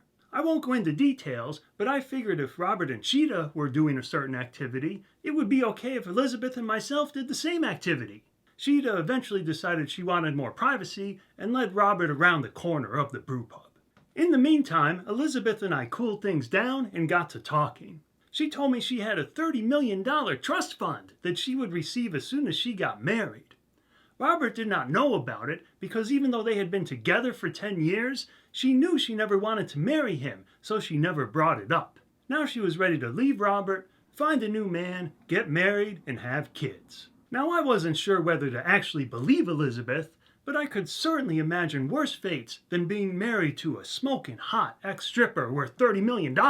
So I gave her my phone number and told her to call me if she wanted to explore the idea further. In the meantime, Sheeta and Robert returned from around the corner, and we all decided it was finally time to end the party. But before Sheeta left, she wanted some photos to send to her Wall Street soon-to-be ex-boyfriend. She handed her phone to Robert, who would be the photographer. She took off her sweater, leaving herself in nothing but a bra above the waist. She plumped up her chest, then asked Elizabeth to grope her as they kissed for the camera. Finally, Sheeta put her sweater back on, reclaimed her phone from Robert, and we all headed over to our cars. As Elizabeth and Robert drove off, Sheeta and I got to talking. She told me about her upbringing in Iran and expressed some concern because she had just made out with a woman for the first time. I wanted to show Sheeta that I still respected her, so I made out with her for a while myself. Finally, Sheeta decided it was time to end the festivities. She gave me her number, got into her car, and drove away. The morning after my adventures at the brew pub, I woke up wondering exactly how and why all that stuff had happened. As I struggled to make sense of all the debauchery, I also wondered if I should follow up somehow. I still had Sheeta's phone number, but I never called her, mostly because I had no idea what I would say. For what I imagine are similar reasons, Elizabeth never called me. it had become clear that the economy was in very bad shape. Skipper Bob's daughter had to give up her house, which meant her and her 3 kids moved in with the rest of us. While I enjoyed having the kids around as visitors, having them living there was an entirely different story. I started to look around for other options. My former housemate Sean encouraged me to take a look at a 3-bedroom condo he had purchased as an investment. He was willing to rent the entire place to me for the price of a single room. That sounded like a fabulous deal to me, so I quickly agreed to his terms. Shortly after moving back to Las Vegas, I headed over to Scores with Irie Guy and his crew. I settled into our VIP booth as Irie Guy scouted the room for the best available talent. In the meantime, I threw back a few shots of Patron to keep my energy level up. Soon enough, the hand-picked dancers showed up and we all got down to business. I looked over at a dancer named Tracy and felt an immediate connection. Most strippers have pneumatic bodies and so-so faces, but not Tracy. She had an absolutely beautiful face and a slender build. In other words, she looked like the girl next door, with the kind of natural beauty that I have always preferred. She settled down next to me and we started getting to know each other better. As it turned out, Tracy did not behave like a typical stripper either. She seemed perfectly content to just sit there and talk with me. She told me she was a professional gambler who only danced when she was running bad. Even though we were having a great time talking, I reminded myself that we were in a strip club and that she needed to make money at some point. So eventually I suggested that she give me a lap dance. She agreed as long as I would take off her top for her. I wasn't sure what that was all about, but I was happy to comply. She took off her skirt herself and, wearing only a G-string, proceeded to get into the standard lap dance position. But she did not do any of the standard lap dance moves. Instead, she started snuggling with me. I was surprised by her approach, but I decided to go with the flow. Instead of keeping my hands locked down on the chair like I was supposed to, I started snuggling her back. Soon enough, my hands were exploring her entire body, but not in a groping, crass way. Instead, I was caressing her, just like I would any normal girl who had been kind enough to get undressed for me.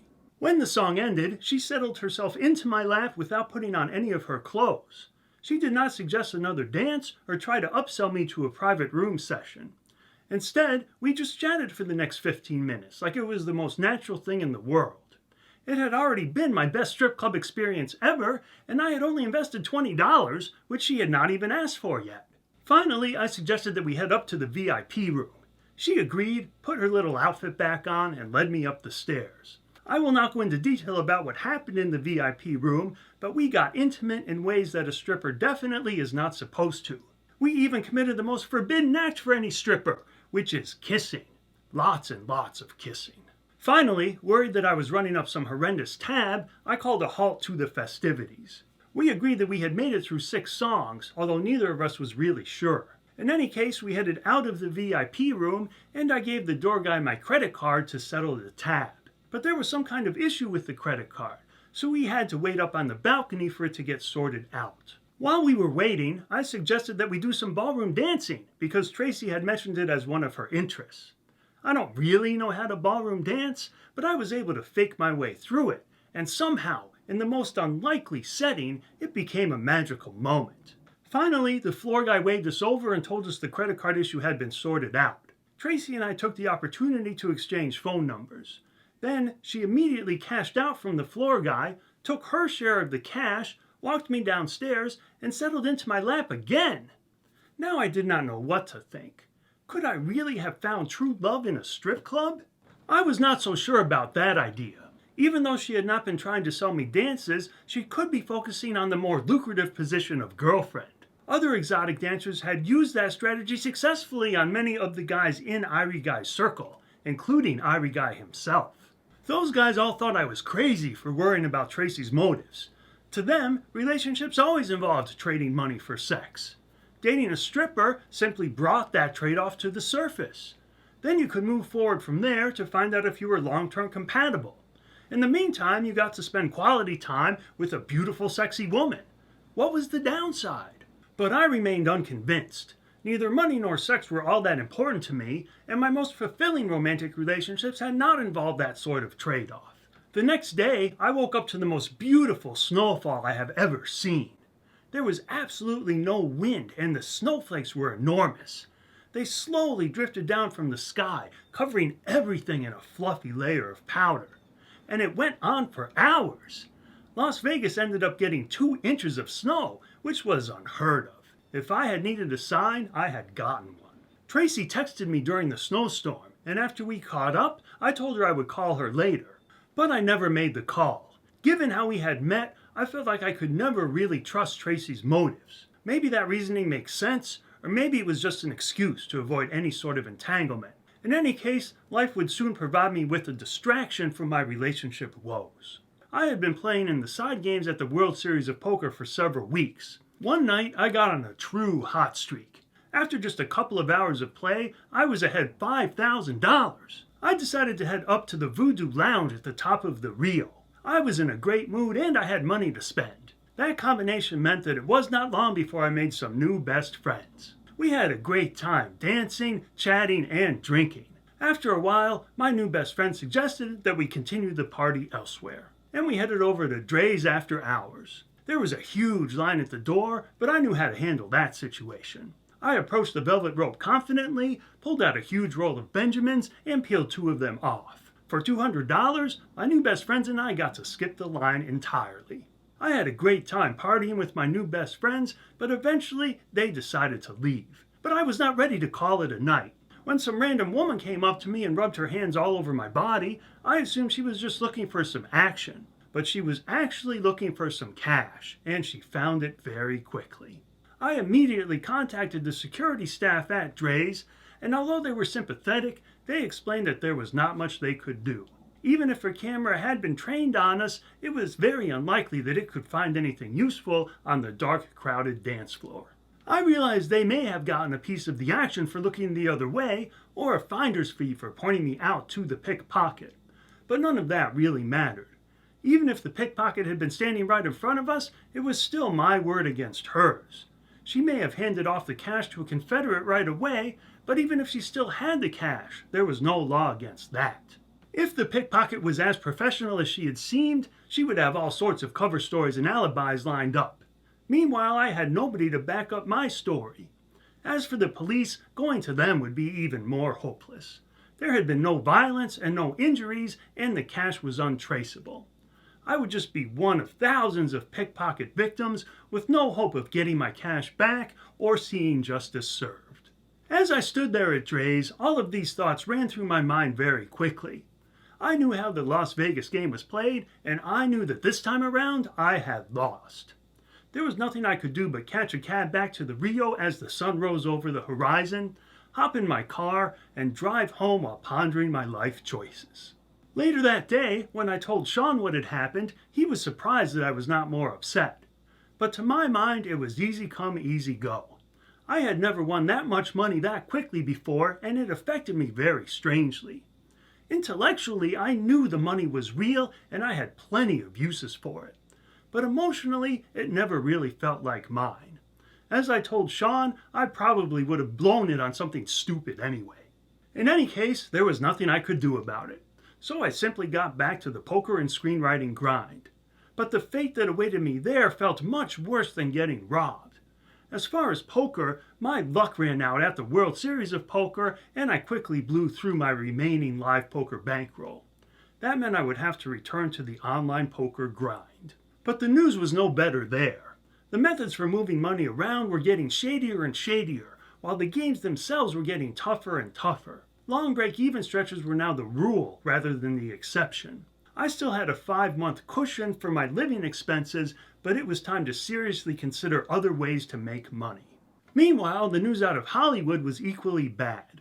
The studios continued to focus on remakes, sequels, and other camera-ready projects. The market for original screenplays had dried up almost completely. Long-established screenwriters were leaving the field left and right. As a new screenwriter, I felt like I had virtually zero chance to break in, no matter how good I got. I reluctantly concluded that I would have to shelve my screenwriting dreams, probably for good. That decision felt far, far worse than getting robbed. I had invested an enormous amount of time and energy into learning about screenwriting. Now I had to give it all up. Meanwhile, my other career options were extremely limited, because the financial crisis had thrown the U.S. economy into a deep recession. When it came to finding any kind of reasonable job, only candidates with immaculate resumes had any sort of chance, which ruled me out completely. Instead, I would very likely have to start over from the bottom in some sort of minimum wage job. In that case, though, I would have no choice but to move out of my luxury townhouse in Las Vegas. I would have to find a place that was beat up, run down, and full of hopelessness. Fortunately, I was very familiar with just such a place, upstate New York. I had been born and raised in upstate New York, and my family still lived there. Cities and towns in that area had been decaying and shrinking for decades. People there lived under a cloud, both figuratively and literally, because the weather was famously awful. But all those factors meant the cost of living was low, which was exactly what I needed. As Thanksgiving approached, I called my brother to warn him that I was almost out of money and to ask if I could live with him and his family for a while if things did not turn around for me. He agreed after making it clear that I would have to give up my party lifestyle. I was fine with that idea because I had already had enough fun to last a lifetime. I told him I would keep my head down until I could get back on my feet. In the meantime, Sean had been kind enough to invite me over to his house for Thanksgiving. It was a laid-back family affair, which included him, his wife, his one-year-old son, and his mother, who was visiting from England. I spent lots of time chatting with his mother, and the topic eventually turned to the American dream. Both Sean's mother and myself insisted to Sean that he was living that dream. Sean himself was not so sure. He was exhausted from years of working 80-hour weeks while also studying for his board exams, which he had already failed twice. He was also a defendant in 3 separate lawsuits, and the opposing lawyers had filed liens on all of his property. He was earning $1 million a year, but he was paying a very heavy price, both physically and emotionally. That was a deal I was glad I had not made. I owned a car, a desktop computer, and a laptop computer. Otherwise, all I owned were my body and my brain. But aren't those the only 2 assets that really matter? In any case, the time had come for me to pull the plug on Las Vegas. The time has also come for me to pull the plug on my YouTube channel, at least for now. If you would like to stay updated on my current path through life, please follow me on Facebook. Thanks for watching.